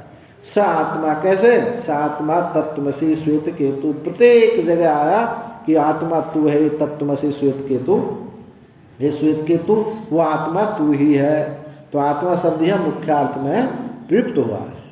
और अमृतत्व अभयत्व च तस्मिन् असकृत श्रुतौ श्रूयते। और अमृतत्व और अभयत्व श्रुति में अनेक बार कहा है, एक जगह नहीं अनेकों बार ये है कि वो आत्मा अमृत है और अभय है। तथा परमेश्वर अनुरूपम एतद अक्षय स्थानम, और भाई ये परमेश्वर के अनुरूप ही ये अक्षय स्थान है। और अक्षय स्थानों में भी क्या कहा है, अब इस मंत्र में तो नहीं आया दक्षिणाक्षी, दाहिनी आंख, दाहिनी आंख का ज्यादा प्रयोग किया। तो परमेश्वर ही यहाँ अक्षय स्थान जो है परमेश्वर के ही योग्य है। यथा जैसे कि यथा ही परमेश्वर सर्वदोष लिप्त अपहत पापत्वादि श्रवणात् तथा अक्षय स्थानम सर्वलेप रहितम उपदिष्टम। जैसे परमेश्वर सब दोषों से अलिप्त है, अपहत पापत्व आदि, परमेश्वर क्या है, अपहत पाप आदि से रहित है, वैसा ही अक्षय स्थान भी है। आँख भी ऐसा ही है, मामूली सा कोई कुछ कतरा गिर जाए तो एकदम आँख बता देती है कुछ गिर गया, और शरीर पर कहीं चिपका रह जाए तो कुछ पता नहीं चलता। तो इसलिए अक्षय स्थानम सर्वलेप रहित, सब लेपों से रहित ये इसी को उपदिष्ट हुआ है। इसमें श्रुति भी बताई तद यद्यपि अस्मिन् सर्पी वा उदकम वा सिंचति वर्तमनि एव गच्छति इति श्रुते। वह जो इसमें, यद्यपि इसमें सर्पी माने तेल अथवा जल इसमें आँख में डालो तो सिंचति वर्तमनि एव गच्छति, तो पलकों में ही चला जाता है, आँख उसको ग्रहण नहीं करती। और संयत वामत्व आदि गुणोपदेशस्य तस्मिन् एव कल्पते। और जो श्रुति में इसी में संयत वामत्व भामत्व ये जो गुण कहे गए हैं ये भी परमात्मा में ही संगत होते हैं। एतम संयत वामम इति आचक्षते एतम ही सर्वाणि वामनि अभिसंयति एष एव वामनि एष ही सर्वाणि वामानि नयति एषु एव भामिनी रेष ही सर्वेषु लोकेषु भाति इति। क्योंकि जो इसी को संयत वाम कहते हैं, क्योंकि सब कर्मफल इसके ही आश्रय से उत्पन्न होते हैं। समस्त कर्मफल इसी के आश्रय से उसको प्राप्त होते हैं, क्योंकि ईश्वर क्या हुआ, ईश्वर कर्म फल दाता है, तो ईश्वर से ही सब कर्मों की प्राप्ति होती है। और ये निश्चय बामनी है, क्योंकि कर्म फलों को प्राप्त कराता है, इसलिए बामनी है, और सबको प्रकाशित करता है, समस्त लोगों को प्रकाशित करता है, इसलिए ये भामनी है। तो बामनी भी और भामनी भी दोनों गुण जो है परमात्मा में ही लक्षित होते हैं। हमने दक्षिणाक्षी कहा था, तो द्वैत का परिहार करने के लिए एक ही आंख में नहीं, दक्षिण आंख का मतलब ये कहा है, शरीर में तो दक्षिण भाग है पुरुष का द्योतक है। अब वाम भाव को क्या लेते हैं, प्रकृति का द्योतक, स्त्री का द्योतक मानते हैं। तो इस बात को दिखाने के लिए दक्षिण आंख का प्रयोग किया है, पर ऐसा नहीं है कि परमात्मा बाएं में नहीं रहता, दक्षिण में ही रहता है। अरे बाएं में भी रहता है, दक्षिण में भी, कान में भी रहता है, सर्वत्र रहता है। वाम की दक्षिण की प्रधानता माने पुरुष की प्रधानता की दृष्टि से उसको ऐसा कहा। नहीं, ये लक्षण घटित हो सकता है कि बाएं में रहती है तो प्रकृति में ये पुरुष है, प्रकृति में ये रहता है, तो नहीं, ये इसका जो वामत दक्षिणत्व दिखाता है पुरुष को दिखाता है।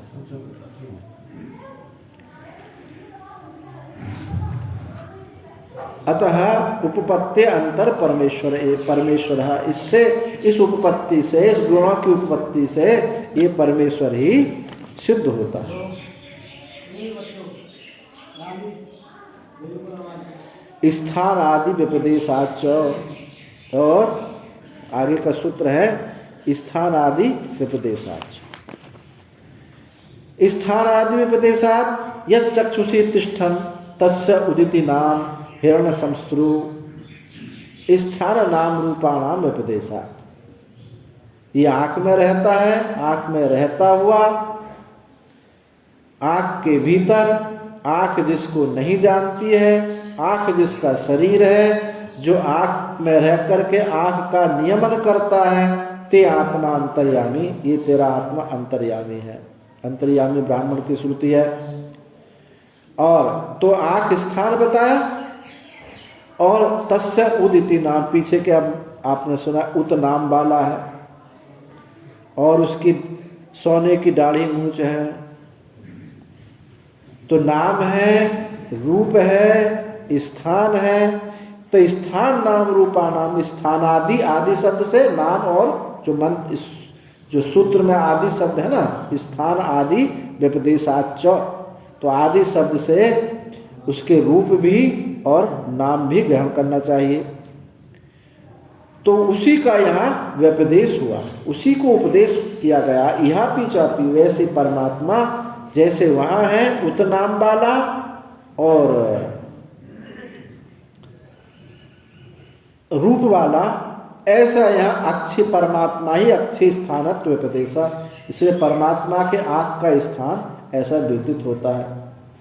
न अनुपन्नम इति चेत, यदि कोई ऐसा कहे तो ना कि परमात्मा के नाम रूप स्थान नहीं है, यदि कोई ऐसा कहे तो ना, ये परमात्मा का ही है। जैसे पीछे बताया कि आँख में रहता हुआ, उत नाम वाला है, और हृदय दाढ़ी मूछ, सोने की दाढ़ी मूछ आदि वाला है, ये उसका ऐसा रूप बताया, तो परमात्मा में ही ये सिद्ध होगा।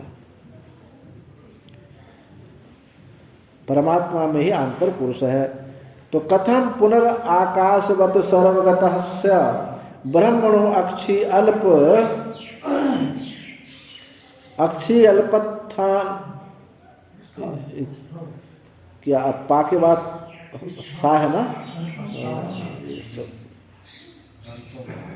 अक्षी अल्पस्थान,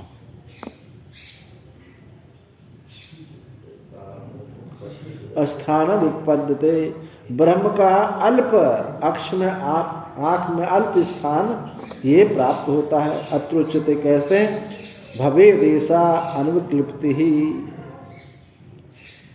यही अनुपत्ति होती यदि एतदेव एवं स्थानम यस्य निर्दिष्टम भवेत संति ये अन्यापि पृथ्वी आदि स्थानम अन्यस्य निर्दिष्टानि।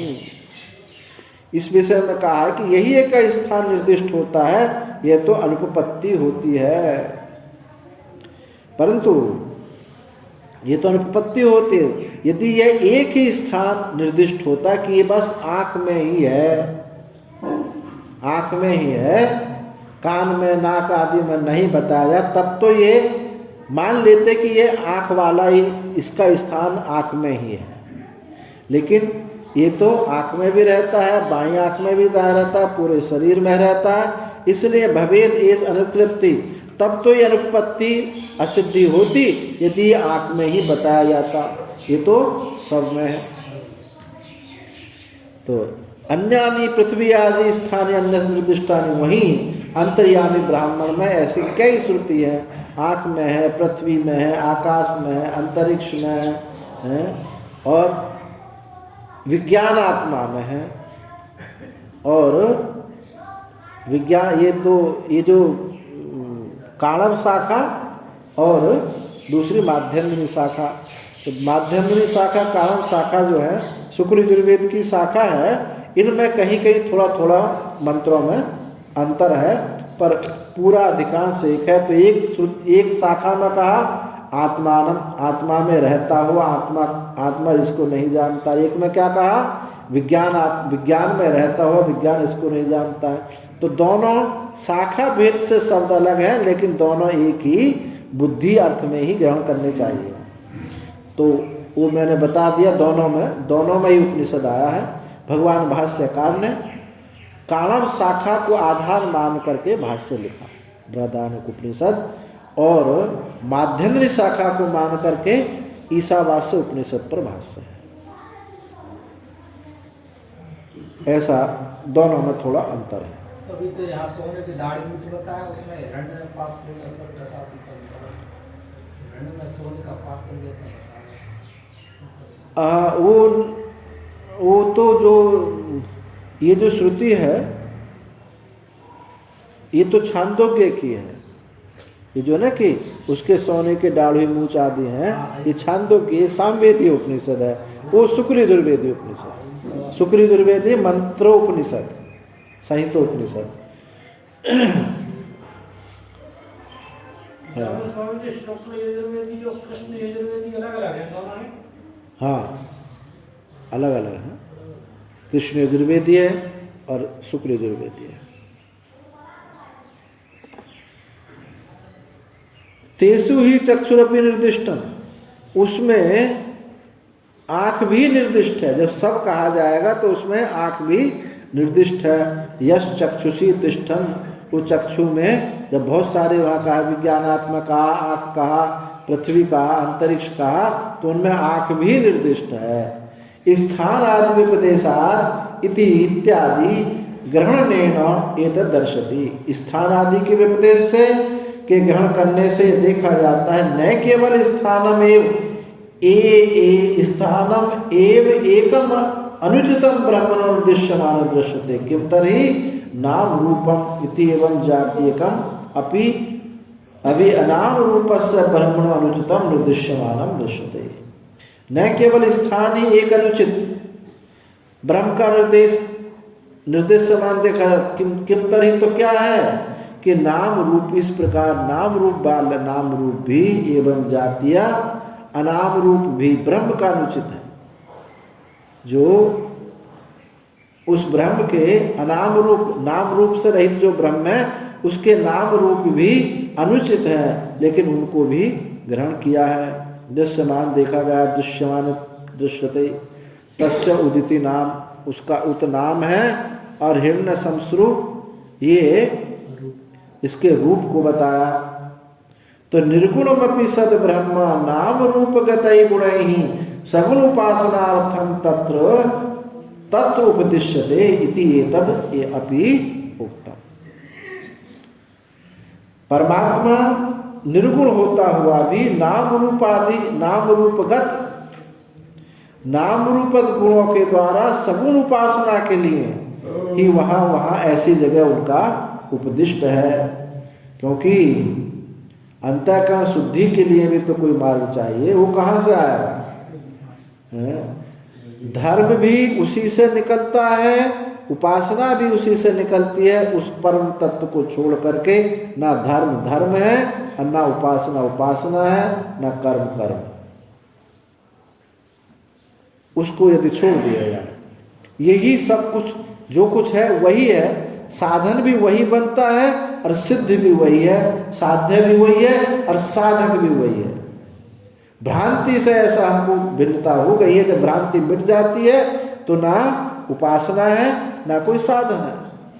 फिर साधन आपके लिए क्या है? भार हो जाएगा। साधन साधन नहीं रहेगा। एक हमारे महाराज जी और शंकराचार्य स्वरूपानंद, इसमें नर्मदा तट पे एक संत रहते थे, ठनठन पाल बाबा, मध्य प्रदेश में। उनके पास गए तो शंकराचार्य, तब तक शंकराचार्य नहीं थे, उन्होंने कहा कि महाराज जी साधन क्या है? अब वो तो फक्कड़ महात्मा, उन्होंने कहा साधनशाला गधा है। अब उनको बात समझ में नहीं आई। महाराज जी ने कहा कि देखो, जो अपने स्वरूप में प्रतिष्ठित है उसके लिए साधन गधा ही होता है, बदन ढोने वाले होगा। अब वो ढोने वाले तो रहे नहीं है, ये ढोते रहो तो ये साधन बोझ मालूम पड़ने लगता है। ये तभी तक साधन है, तभी तक उपयोगी है, जब तक हमको गंतव्य अपने से भिन्न दिखाई दे रहा है। उससे पहले तो सर्वगतस्यापि ब्रह्मणा उपलब्ध्यर्थम, तो ये सर्वगत ब्रह्म की उपलब्धि के लिए स्थान विशेष कहा गया, इसलिए इसमें कोई विरोध नहीं है। उपासना के लिए है। शालग्रामे विष्णु इति एतदपि उक्तम। जैसे शालग्राम जो शिला है वो ब्रह्म नहीं है, लेकिन उसमें ब्रह्म का अध्यारोप करने से अंतःकरण शुद्धि के लिए है। जब हम आरोप जो है बड़े का होता है, अनंत का होता है। यदि कोई अपनी पत्नी में माँ भगवती का आरोप कर ले तो अब उसकी पत्नी भोग्या नहीं रह जाती, अब माँ भगवती है। होता है कोई सन्यास जिसने ले लिया, अब जो उसकी पत्नी थी अब उसको माँ कह के वो बुलाता है। कभी हो तो माँ ऐसा उच्चारण करता है, माँ का व्यवहार करता है, तो अध्यारोप हो गया अनंत का। तो इसी का नाम है उपासना। महत्ता के महत् गुणों को आरोप कर लेना, इसी का नाम उपासना है। एक ब्रह्मसूत्र में ही आनंद, इसमें रत्न प्रभा टीका में एक पंक्ति आई है, महात्म ज्ञान पूर्वक इसने आख्य अंतःकरण वृत्ति विशेषः भक्ति। पीछे जहाँ तत्व समन्वयात जो सूत्र आया था, उसी में आनंद रत्न प्रभा में टीका में ये पंक्ति आई थी कि महात्म ज्ञान पूर्वक, वो महात्म ज्ञान पूर्वक एक अंतःकरण वृत्ति विशेष, महात्म ज्ञान पूर्वक अंतःकरण वृत्ति विशेष भक्ति। स्निग्ध शब्द ज्ञान, महात्म ज्ञान पूर्व इसने आख्या अंतःकरण वृत्ति विशेषः भक्ति। ऐसे महात्म ज्ञान को, ऐसी चिकनी स्निग्ध महात्म ज्ञान पूर्वक एक ऐसी स्निग्ध वृत्ति का नाम ही भक्ति है। अब यदि उसमें स्निग्धता तो हो लेकिन महात्म ज्ञान ना हो तो क्या होगा? राग हो जाएगा, भक्ति नहीं होगी। भक्ति में भी रस है और राग में भी रस है, परंतु राग में महात्म्य ज्ञानता नहीं है। महात्म्य ज्ञान होने से वो जो राग ही अमृत बन जाता है, रस बन जाता है। तो ये उपासना का क्षेत्र है कि अनंत व्यापक परमात्मा होते हुए उस महत्ता को अल्प में अध्यारोप करते हैं, तो उससे हमारा अंतःकरण शुद्ध होता है। ये उपासना का रहस्य है। सुख विशिष्ट अभिधानादेव, सुख विशिष्ट अभिधानादेव, सुख विशिष्ट अभिधानाद एव प्राणो ब्रह्म कम ब्रह्म खम ब्रह्म इति वाक्योपक्रमे श्रूयमाण सुख विशिष्ट ब्रह्मण एव अत्र विधान चापि यह परमात्मा एव अंतरः। जो वहाँ श्रुति है, एक छांदोग्य की श्रुति कि प्राण ब्रह्म है, का ब्रह्म है और खा ब्रह्म है, ऐसा उपक्रम करके वहाँ सुख विशिष्ट ब्रह्म ही वहाँ कहा गया है। ये कौन है? ब्रह्म है। का कौन है? ब्रह्म है। खा कौन है? ब्रह्म है। तो का माने सुख, सुख विशिष्टता किसकी बताई गई है?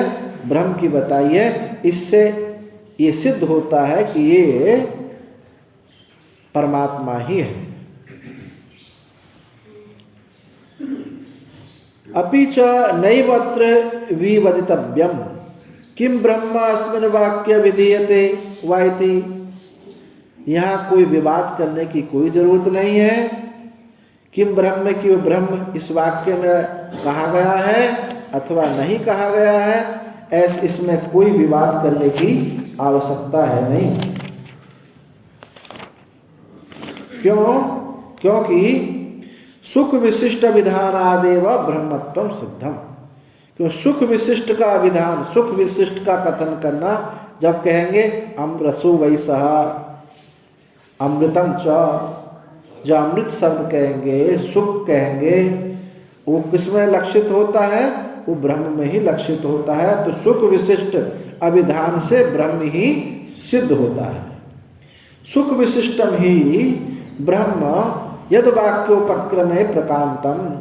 जो सुख विशिष्ट ब्रह्म का ही इस वाक्य के उपक्रम में उसी को प्रस्तुत किया गया है। प्राणो ब्रह्म, प्राण के साथ क्या कहा? ब्रह्म, कम ब्रह्म, खम ब्रह्म, तदैव यह अभिहितम, वही ब्रह्म यहाँ कहा गया अंतः प्रवेश के रूप में। प्रकृत परिग्रह से न्यायत्वा, यानी जो प्रकरण है उसको ग्रहण करना ही उचित है। कहीं से भी कोई शब्द ला करके रख देना उचित नहीं है। आचार्य स्तुते गति वक्ता, वही कहा उपकौशल विद्या में ही कि आचार्य तुम्हारे लिए क्या कहेंगे? गति बताएंगे। सत्यकाम जावाल जब चले गए थे, सब विद्यार्थियों का समावर्तन संस्कार कर दिया, लेकिन उपकौशल का समावर्तन संस्कार नहीं किया था। तो बड़ा खिन्न चित्त थे, बड़े दुखी थे। जो गुरु पत्नी थी उन्होंने भी कहा कि सबका समावर्तन संस्कार आपने किया है, लेकिन उपकौशल का समावर्तन संस्कार आपने नहीं किया। उनको बिना कुछ उत्तर दिए हुए ही सत्यकाम जावाल ऋषि चले गए। उन्होंने 12 वर्षों तक उपकौशल ने गुरुदेव की अग्नियों की परिचर्या की थी, सेवा की थी अग्नियों की। तो वो खिन्न चित्त होकर के उसी यज्ञशाला में बैठे थे, तो अग्नियों ने उसको उपदेश दिया। उपदेश देने के बाद में फिर कहा, जहाँ ये श्रुति आचार्य स्तुते गति वक्ता, आचार्य तुम्हारे लिए गति बताएंगे। गति माने मार्ग। तो कौन सा मार्ग बताएंगे? उन्होंने कहा कि आचार्य तुम्हारे जो उत्तरायण है, मैंने सिद्धांत बताया, सब कुछ बता दिया, अग्नि कहती मैंने बता दिया, लेकिन इसका जो गति है, अर्ची आदि का निरूपण आचार्य करेंगे, क्योंकि आचार्य के द्वारा प्राप्त हुई विद्या ही प्रतिष्ठित होती है। तो उस पूरे उपाख्यान को लेकर के यहाँ संक्षेप में एक श्रुति दी, आचार्य स्तुते गति वक्ता, आचार्य तुम्हारे लिए गति बताएंगे। इति गति मात्र विधान प्रतिज्ञाना, गति मात्र का कथन होने से भी ये बात सिद्ध होती है कि ये ब्रह्म ही है। कथम पुनर्वाक्य उपक्रमे सुख विशिष्टम ब्रह्म विज्ञायते, फिर उपक्रम वाक्य में सुख विशिष्ट ब्रह्म किस प्रकार से जाना जाता है उच्चते, उसके विषय में बताते हैं। प्राणो ब्रह्म, कम ब्रह्म, अखम ब्रह्म इति एतद अग्निनाम वचनम श्रुत्वा उपकौशलम उवाच। जब अग्नि ने उपकौशल को उपदेश दिया कि प्राण ब्रह्म है, का ब्रह्म है, खा ब्रह्म है। इति अग्नि नाम वचनम श्रुत्वा उपकौशल उवाच। ये अग्नि के वचन को सुनकर के उपकौशल बोले कि विजानामि हम प्राणो ब्रह्म यत प्राणो ब्रह्म, मैं जानता हूँ कि प्राण ब्रह्म है, ये मैं जानता हूँ, क्योंकि सब प्राण से ही चलता है। कम च खम च तू न जानामि, किंतु का ब्रह्म है और खा ब्रह्म है मैं नहीं जानता। तत्र एवं प्रतिवचन, वही अग्नियों ने उसको फिर उत्तर दिया। अग्नि ने क्या उत्तर दिया? यदवाव कम तदैव खम, यदैव खम तदैव कम। अग्नियों ने उत्तर दिया कि ठीक है, तुम प्राण को जानते हो, का को खा को नहीं जानते, तो हम उत्तर देते हैं कि जो निश्चित रूप से जो ये का है वही खा है, और जो खा है वही ये का है। तत्र खम शब्दों भूताकाश निरूढ़ो लोके, ये जो खा शब्द है ये भूताकाश में निरूढ़ है, उसी में रूढ़ होता है। यदि तस्य विशेषणत्वेन कम शब्द सुखवाची नोपादिये, यदि उसका विशेषण रूप से का शब्द सुख का वाची ग्रहण ना किया जाए, यदि का को खा के साथ ना लिया जाए, कम ब्रह्म खम ब्रह्म, दोनों को अलग अलग करेंगे तो अलग बात हो जाएगी। कमेव खम खमेव कम, जो का है वो खा है, जो खा है वो का है। तो उसी को कह रहे हैं कि यदि इस विशेषण रूप से का शब्द सुख का वाची नहीं लिया जाए तो क्या होगा? भूताकाश में ही खा शब्द चला जाएगा, भूताकाश में ही खा शब्द। तथा सती केवले भूताकाशे ब्रह्म शब्दो नामादिषु एव प्रतीक अभिप्रायेण प्रयुक्त इति प्रतीति स्यात्। तो यदि का को नहीं लेंगे, का को हम खा नहीं बताएंगे, अलग ही रखेंगे, तो खा केवल भूताकाश में ही उसकी व्याप्ति होगी। तथा कम शब्द से विषेन्द्रिय संपर्क जनित सामय सुख प्रसिद्धत्वात्, और जो का शब्द है वो विषेन्द्रिय संपर्क जनित आमय सामय दोष में ही राग आदि में ही, काम में राग में सुख उसी में ये प्रसिद्धि है, जो वृत्ति ज्ञान है। परिच्छिन्न जो सुख है ये वृत्ति ज्ञान, तो कहाँ? राग में काम में ये सुख है। यदि इस का के साथ का को खा को का का विशेषण ना बनाए तो कहाँ व्याप्ति होगी? इस का की वृत्ति सुख में व्याप्ति होगी। आई बात समझ नहीं? इसलिए कमेव खम, जो कम तदैव खम, यदैव खम तदैव कम, इसलिए जो का है वो खा है, जो खा है वो का है। अलग अलग करने से दोनों एक भूताकाश, आकाश जो खा शब्द है आकाश में ही रहेगा, और का शब्द वृत्ति ज्ञान में ही रहेगा। परस्पर विशेषण हाँ, एक दूसरे को का खा को खा का को परस्पर एक दूसरे के विशेषण बने हैं। यदि तस्य खम शब्दों विशेषणत्वेन नोपादे, यदि उसका खा शब्द विशेषण रूप से ग्रहण ना करेंगे तो एक का जो है वृत्ति सुख हो जाएगा। लौकिकम सुखम ब्रह्मेति प्रतीति सा, तो ये ब्रह्म, ये लौकिक सुख ब्रह्म ऐसी प्रतीति होगी, यानी वृत्ति सुख ही ब्रह्म कहा जावे। तो इतर विशेषण विशेषतौ तू कम खम शब्दौ सुखात्मकम ब्रह्म गम्यते। इतर परस्पर एक दूसरे के विशेषण बनते हुए का और खा दोनों शब्द जो है सुखात्मक ब्रह्म को बताते हैं। सुखात्मक जो ब्रह्म है एक दूसरे के विशेषण होकर के उसको बताते हैं। अब यहाँ विशेषण विशेषित हुए, असत्यम ज्ञानम अनंतम ब्रह्म, यहाँ जो है यहाँ क्या हुए हैं? मुख्य एक समानाधिकरण से ब्रह्म में समर्पित हुए हैं। उसी प्रकार का वाक्य ये यही यहाँ भी है, सत्यम ज्ञानम अनंतम ब्रह्म। सत्य जहाँ विभक्ति एक हो और शब्दों के अर्थ अलग अलग हो तो उसको क्या कहते हैं? उसको अधिकरण बोलते हैं। तो एक में समर्पित हो तो ये है समानाधिकरण। एक अधिकरण में समान रूप से रखे हुए हैं। तो ब्रह्म में ही का ज्ञान समर्पित है, सत्यम ज्ञान और अनंत समर्पित है। ऐसे ही यहाँ भी आप समझेंगे, आगे आएगी श्रुति आएगी, का खा ब्रह्म।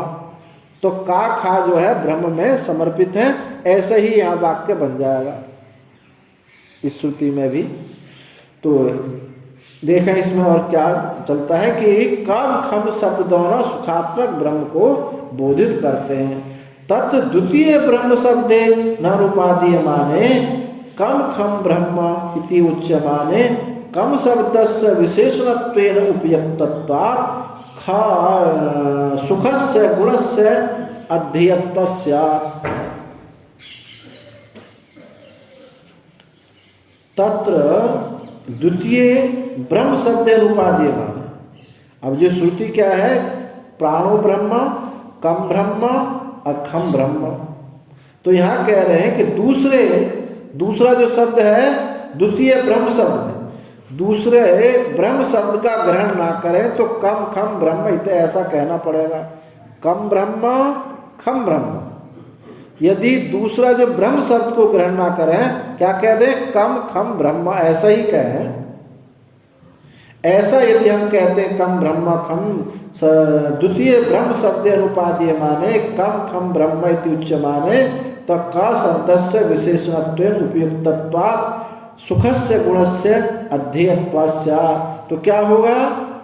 तो जो का शब्द है विशेषण रूप से ही वो उपयुक्त होगा और सुखस्य गुणस्य सुख गुण के अध्येयत्वात् उसका वहाँ ध्येय नहीं होगा। यानी सुख रहित व्यापकता रहित सुख ब्रह्म होगा, अर्थात वृत्ति ज्ञान होगा।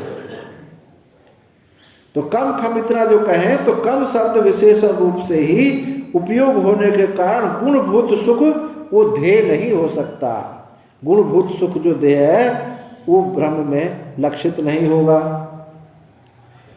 तब नाम भूत, इसलिए ऐसा ना हो जाए तो उभयो दोनों को ही कम खम शब्दयो ब्रह्म शब्द शिरस्तम। इसलिए क्या कहा? कम और खम शब्दों का ब्रह्म शब्द शिरस्त, बाद में दोनों के कम ब्रह्म और खम ब्रह्म, बाद में ब्रह्म शब्द रख दिया गया। यदि कम खम ऐसा कहते हैं तो का जो है विशेषण बनेगा, कम ब्रह्म खा अलग रहेगा तो वो एक परिच्छिन्न सुख रहेगा। यदि खम ब्रह्म कहेंगे तो भी वो भूताकाश रहेगा। इसलिए यहाँ क्या किया कि कम और कम ब्रह्म अखम ब्रह्म। ये जो ब्रह्म शब्द दोनों में जो अनुवृत्ति हुई है तो ये दोनों की एकता को सिद्ध कर रहा है। कम ब्रह्म खम ब्रह्म प्राण ब्रह्म। तो कम जो है कम ब्रह्म कहने से खम ब्रह्म कहने से ब्रह्म शब्द की अनुवृत्ति हुई है तो दोनों एक रूप में आ गए। कम शब्द से विशेषण से उपयोग होने से गुणभूत ध्येय नहीं होगा, ऐसा ना हो इसलिए दोनों को क्या कहा? कम और खम शब्द के साथ ब्रह्म शब्द को जोड़ा गया। कम ब्रह्म और खम ब्रह्म। इष्टम ही सुखस्यापि गुणस्य गुणे बद ध्येयत्वम। क्योंकि सुख गुण का भी गुणी के समान ही ध्येय, सुख गुण का भी गुणी ब्रह्म की तरह ही उसका भी ध्यान करना चाहिए। क्योंकि सुख को हमको ब्रह्म से अलग नहीं रखना। यद्यपि जो सुख है गुण है तो भी गुणी ब्रह्म की तरह उसको भी हमको ध्येय करना पड़ेगा। यदि उसमें सुखत्व नहीं है तो कौन उधर जाना चाहेगा? आपका जो उधर ब्रह्म की तरफ जाना है, उस सुख की वजह से जाना है। तो ऐसे उपक्रम में सुख विशिष्ट ब्रह्म ही यहाँ उपदिष्ट हुआ है। प्रत्येकम च गार्हपत्यादयो अग्नयः स्व स्व महिमानम उपदिश्य ऐसा सौम्य ते अस्मद विद्यात विद्या च इति उपसंहरता पूर्वत ब्रह्म निर्दिष्टम इति ज्ञापयन्ति। ऐसा उपक्रम करके कम ब्रह्म ऐसा उपक्रम करके एक सुख विशिष्ट ब्रह्म यहाँ उपदिष्ट हुआ है। अब प्रत्येकम च गार्हपत्य, जो गार्हपत्य आवाहनी है और जो दक्षिण अग्नि है, सब ने इन अग्नियों ने अपनी अपनी महिमा को उपदेश किया।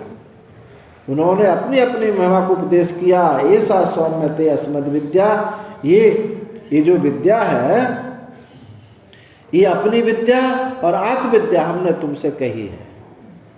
अपनी विद्या, अग्नि विद्या और आत्मविद्या ये हमने तुमसे कही है। इति उपसंहरता, ऐसा उपसंहार करते हुए पूर्वत ब्रह्म निर्दिष्टम इति ज्ञापयन्ति। तो पूर्व निर्दिष्ट जो ब्रह्म है उसी को अग्नियों ने बताया।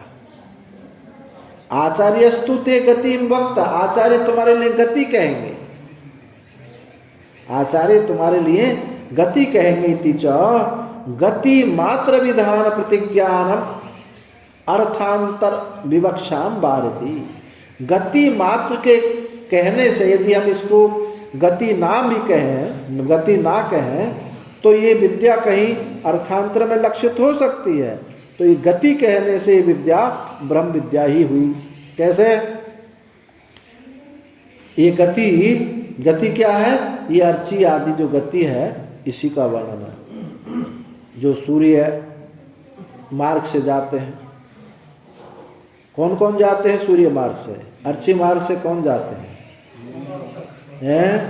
एक तो ज्ञान सहकृत उपासक, विद्या ज्ञान सहित कर्म वाले ये जाएंगे। नैष्ठिक ब्रह्मचारी जाएंगे। एक सन्यास आश्रम, केवल सन्यास आश्रम के नियमों का पालन करने वाला, परंतु उसको बोध नहीं हुआ है, एक वो जाएंगे। छांदोग्य उपनिषद में ऐसा वर्णन किया है। और एक पंचाग्नि विद्या को जानने वाले जाएंगे, और एक और जाएंगे। कौन जाएंगे? शूरवीर। द्वाविमौ पुरुष सौलोके सूर्य मंडल भेदिनम, ये कहा मनुस्मृति का श्लोक है। द्वाविमौ लोके सूर्य, इस सूर्य मंडल का भेदन करने वाले दो हैं। एक तो विराट सन्यासी और एक सूरवीर जो छाती पर बाणों की वर्षा को झेलता है, पीठ पर झेलने वाला नहीं, जो छाती पे बाणों को सहन करता है। ऐसा मर करके सूर्य मंडल का भेदन करके वो जाते हैं। तो इतने लोग वहाँ जाते हैं, और जो इसी समय ब्रह्म विद्या चिंतन मनन करके वो सद्यो मुक्त हैं। तो गति, ये गति है सूर्य मार्ग से जाने वाले। आचार्यस्तु ते गति वक्ता, आचार्य तुम्हारे लिए गति कहेंगे। गति मात्र के कथन से प्रतिज्ञानम अर्थांतर विवक्षाम वारति, दूसरे किसी अर्थ में इसकी विवक्षा नहीं हो सकती। गति कहने से उनका सबका निवारण हो जाता है। यथा पुष्कर पलाशम आपो न श्लिष्यन्ते एवं विधि पाप कर्म न श्लिष्यते। जैसे पुष्कर पलाश, कमल का जो पत्ता है, वो जल से श्लिष्ट नहीं हो जाता, जल के साथ वो मिलता नहीं है। इसी प्रकार एवं विधि, इस प्रकार जानने वाला ये पाप कर्म उसको स्पर्श नहीं कर सकते। इति च अक्षी स्थानम पुरुष विज्ञानतः पापेन अनुघातम ब्रुवन् अक्षी स्थानस्य पुरुषस्य ब्रह्मत्वं दर्शति। अक्षी स्थान पुरुष को, इस अक्षी स्थान पुरुष को जानता हुआ, जो इस अक्षी स्थान पुरुष को जानता है, पापेन अनुघातम, उसको पाप के साथ स्पर्श नहीं होता है। ऐसे कहते हुए अक्षी स्थान पुरुष का ही ब्रह्मत्व स्मृति बताती है, ना कि ये जीव है और ना ही ये छाया पुरुष है।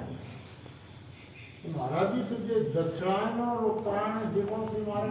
यही है, चाहे इनको अर्ची मार्ग कह दो, देवयान कह दो, उत्तरायण कह दो, तीन शब्द एक ही अर्थ में है। अच्छा, छाती पे बाणों की वर्षा को सहन करने वाला, हाँ, सूरवीर। परोपकार को हाँ सहन करेगा तो ठीक है, हाँ, और अपने स्वार्थ को सहन करेगा तो जागो। वो तो फिर वो थोड़ी है हाँ, भाई, जो अपने राष्ट्र की रक्षा करता है शिक्षा के लिए प्राणपण से, तो वो सूरवीर है। कोई होता वीरवती, और उसके बदले में कहीं उसने साठ गांठ कर रखी हो तो वो सूरवीर थोड़ी है। हाँ। ईमान देखो, जहाँ कीमत है ईमानदारी की है। आप यहाँ भी ब्रह्म विद्या शुद्ध है, इसमें कोई संदेह नहीं, लेकिन यहाँ भी ईमानदारी ना हो तो भी गड़ा है। क्योंकि हम तो ब्रह्म विद्या इसलिए श्रवण कर रहे हैं क्योंकि प्रवचन कर करेंगे तो फिर थोड़ा सा पैसा वैसा आ जाएगा, बेईमानी आ जाएगी नहीं आ जाएगी। तो ईमानदारी तो हर जगह लागू है, ईमानदारी को छोड़ करके कोई भी साधन होने वाला है नहीं, सफल नहीं है। कोई सफल नहीं होगा।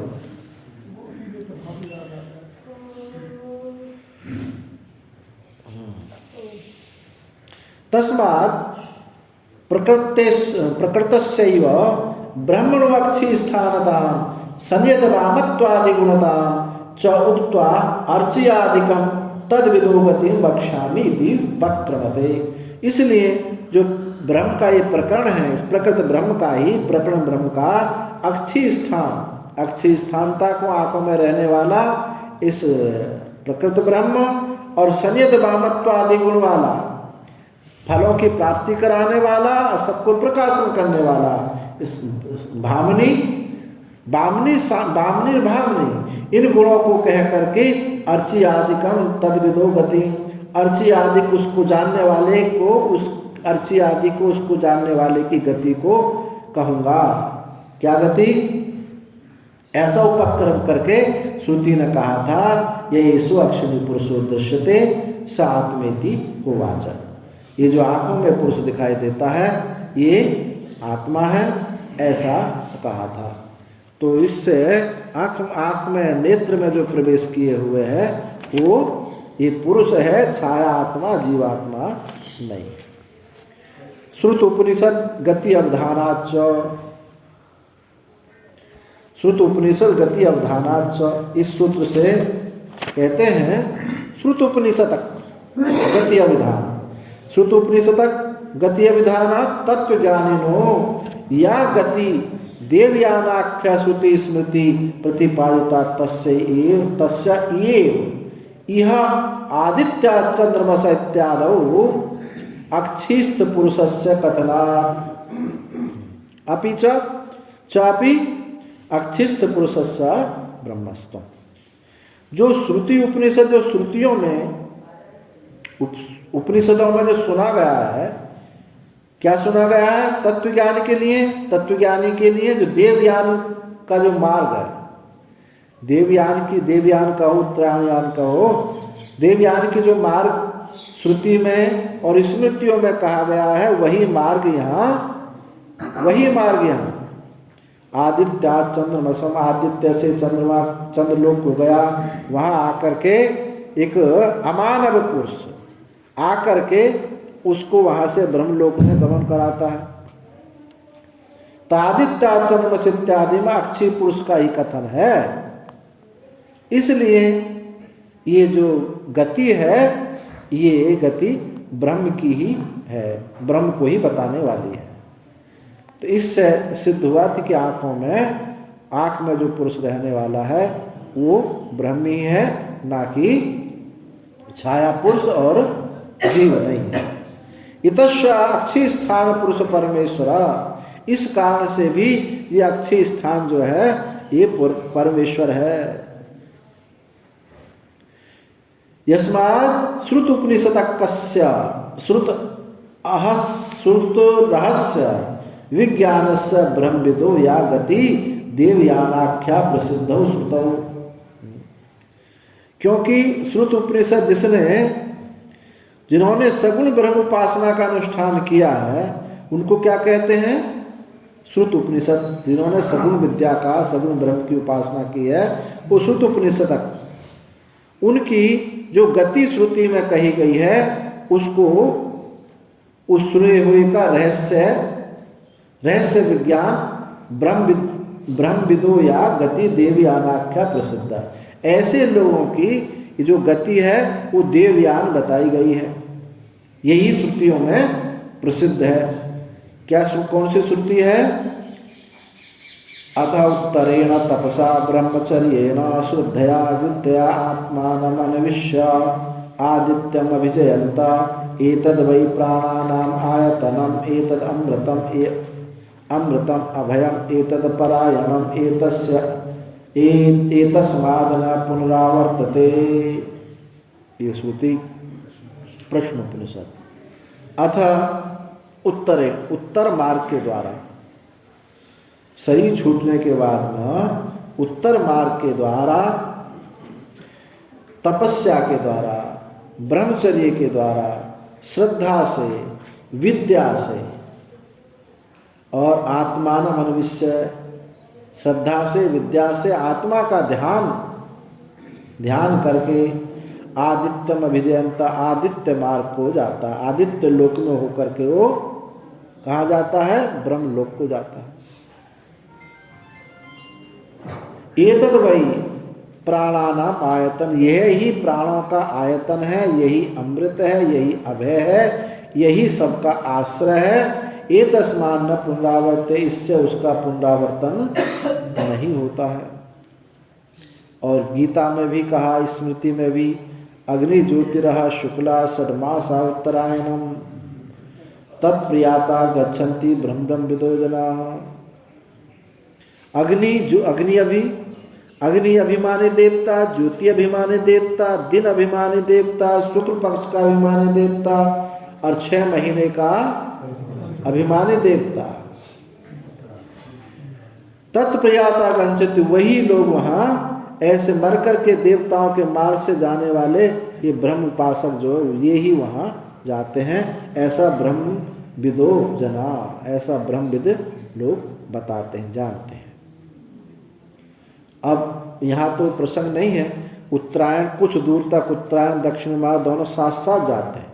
जब उसकी चिता जलाई जाती है तो सूर्य की किरणें उनको साथ लेकर जाती हैं और जा करके एक तो संवत्सर के मार्ग को चला जाता है, एक जो है यान के मार्ग से ही रास्ता फट जाता है। वहाँ जैवनी प्रवाहन का जो प्रसंग है, वहाँ ये प्रश्न पूछा था कि कहाँ से दोनों मार्ग अलग हटते हैं, ये स्वर्ग लोक भरता क्यों नहीं है? ऐसे 5 प्रश्न थे। तो उसमें एक कहाँ से विभाजन होता है दोनों का? एक संवत्सर को चला जाता है और एक यान से चला जाता है। 6 महीने के मार्ग से ही वो रास्ता अलग हो जाता है। तो यहाँ जो संवत्सर को जाता है वो है उत्तरायण मार्ग, और जो यान से जाता है 6 महीना के मार्ग से वो है दक्षिणायन। तो यहाँ तो भगवान ने गीता में यहाँ यान की ही बात कही है, संवत्सर को यहाँ नहीं लिया। अच्छा, ये ऐसा गीत स्मृतियों में आदि में ऐसा है कि वो जैसे पितामह भीष्म कहा कि जब सूर्य उत्तरायण होगा तब शरीर होना छोड़ा है, और वो तब उन्होंने शरीर छोड़ा, उसका इंतजार करते रहे। परंतु श्रुतियों में ऐसा नहीं कहा। श्रुतियों ने क्या कहा है? जो रात्रि में मरने वाला भी, दक्षिणायन में मरने वाला भी, वो भी उत्तरायण को जा सकता है। यहाँ स्थान काल की बात नहीं है, उनके अभिमानी देवता की बात है। तो दक्षिणायन का जो अभिमानी देवता है उत्तरायण में भी रह सकता है, और उत्तरायण का अभिमानी देवता दक्षिणायन में भी रह सकता है। यह अभिमानी देवताओं की बात है, ना कि उन स्थान आदियों की बात। परंतु महाभारत में वहाँ तो काल की ही बात मालूम पड़ रही है। इसलिए आगे ब्रह्मसूत्र में जहाँ इस तीसरा जो अध्याय है उसमें इसकी चर्चा है, तो वहाँ इतना कह करके छोड़ दिया है कि ये पौराणिक है, पुराण है। श्रुति के सामने पुराण निर्बल होता है। ऐसा छोड़ दिया और इस पर विशेष कोई चर्चा नहीं हुई। 6 महीना वो प्रतिबंध राखी हैं? 6 महीना वो प्रतिबंध तो विगतो गुण आती ना ना वो नहीं अभिमानी देवता। वो तो अधिकारी पुरुष है, कारण पुरुष है, उपदेश हो उनका। हाँ, उनका उपदेश स एव यह अक्षी पुरुष विदो अभिधीयमाना दृश्यते। वह यहाँ अक्षी पुरुष विद को जानने वाला ही यहाँ कथन किया हुआ देखा जाता है। अथ यदुह चैवस्मिन् छव्य कुर्वन्ति। ये श्रुति है अथ यद उ च एव अस्मिन् छव्यं कुर्वन्ति यदि च न अर्थसम एव अभिसंभवन्ति इति उपक्रम्य आदित्या चंद्रमसो विद्युतं तत्पुरुषो अमानवास एनान ब्रह्म गम्यति एषा वेदपथो देवपथो ब्रह्मपथा एतेन प्रतिपद्यमाना इमं मानवम् आवृतं नावर्तन्ते। जो इसमें सभ्य कुर्वन्ति ऐसे जानने वाले का। अब यहाँ तो उत्तरायण की मार्ग की बात कही है, पर आप सद्यो मुक्ति के प्रसंग में भी इसको ले लीजिए। जो उत्तरायण मार्ग को जाने वाले उनका जो शरीर यहाँ है, तो उसके विषय में कहा अस्मिन् छव्यम कुर्वन्ति, उसका जो है शव कर्म शव्य कर्म जो होता है दाह संस्कार आदि, यदि चौना यदि ना करें अथवा करें, यदि च न यदि नहीं करते तो अर्थ समय विसंभवति, यदि उसका दाह संस्कार आदि देहीय कर्म सभ्य कर्म ना भी करें, श्राद्ध पिंडा दान आदि ना भी करें, तो भी वो अर्थी मार्ग को ही जाएगा, उसमें कोई बाधा नहीं है। अब जैसे सन्यासियों को कोई श्राद्ध पिंडदान नहीं होते, क्यों नहीं होते भाई? अब वो मुक्त पुरुष है तो उनके कोई सूतक पातक भी उनको नहीं लगता, उनका ना उनको पिंडदान आदि की आवश्यकता है ना उनको। तो इस प्रकार से वो अर्ची मार्ग को ही जाएंगे, उनकी गति में कोई भी रोड़ा अटकने वाला नहीं है। और सद्यो मुक्त जो है उसके में तो कहना ही क्या, सद्यो मुक्त पुरुष जो है यही इसी शरीर में जो जिसने अपने मुक्ति का अनुभव लिया हो गया जिसको, तो वो उसके विषय में तो कहना ही क्या।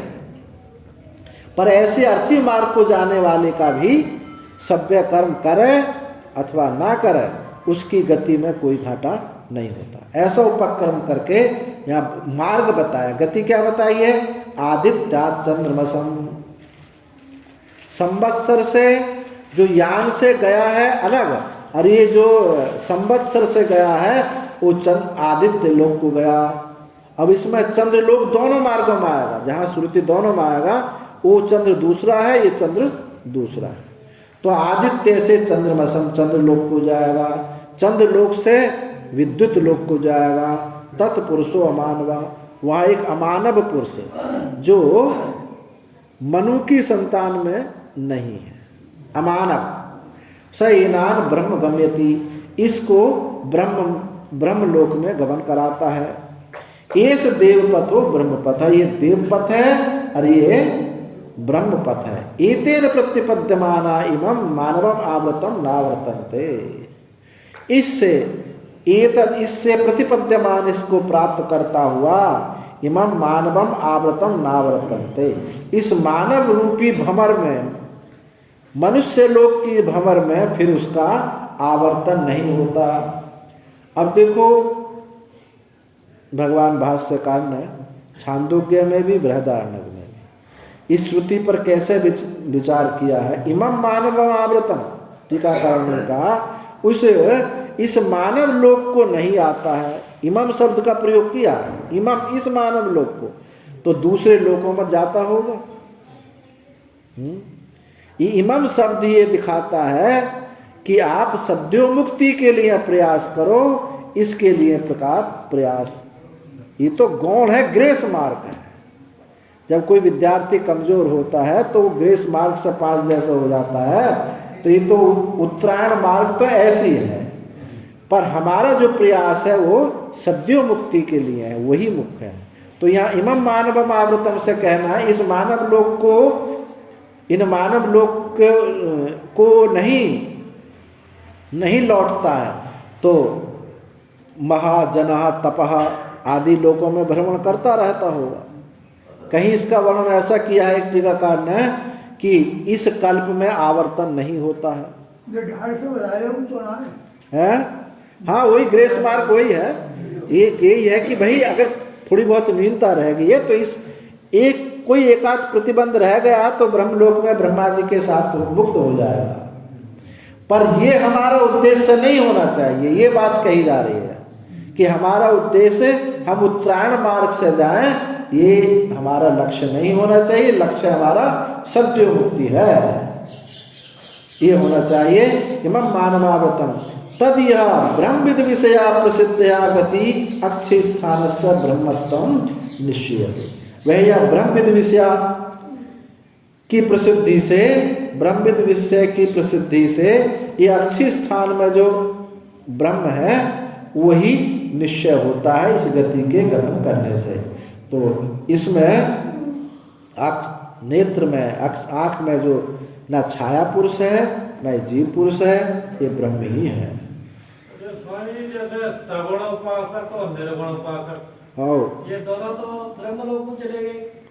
हाँ, और सकामी हतकाय स्वर्गलोक को चले गए। हाँ। और जिनसे भिन्न हतकाय त्रिकों का जाय सुमरियस्व 3 मार्ग हैं, हाँ 3 है ना, मार्ग तो 2 ही है, तीसरी है जाय सुमरियस्व। ये जो पंचाग्नि विद्या छांदोग्य उपनिषद में इसका वर्णन आता है कि वो जन्मो और मरो, और वो जो पंचाग्नि विद्या से लौट के आएंगे वो स्वर्ग को जाने वाले होंगे। अच्छा, आइए स्वर्ग को नहीं, यहाँ सीधे यहीं चलता है इनका, यहीं घूमते रहते हैं। इसी मृत्यु लोक में उनका कीट पतंगा इसमें भ्रमण उनका चलता रहता है।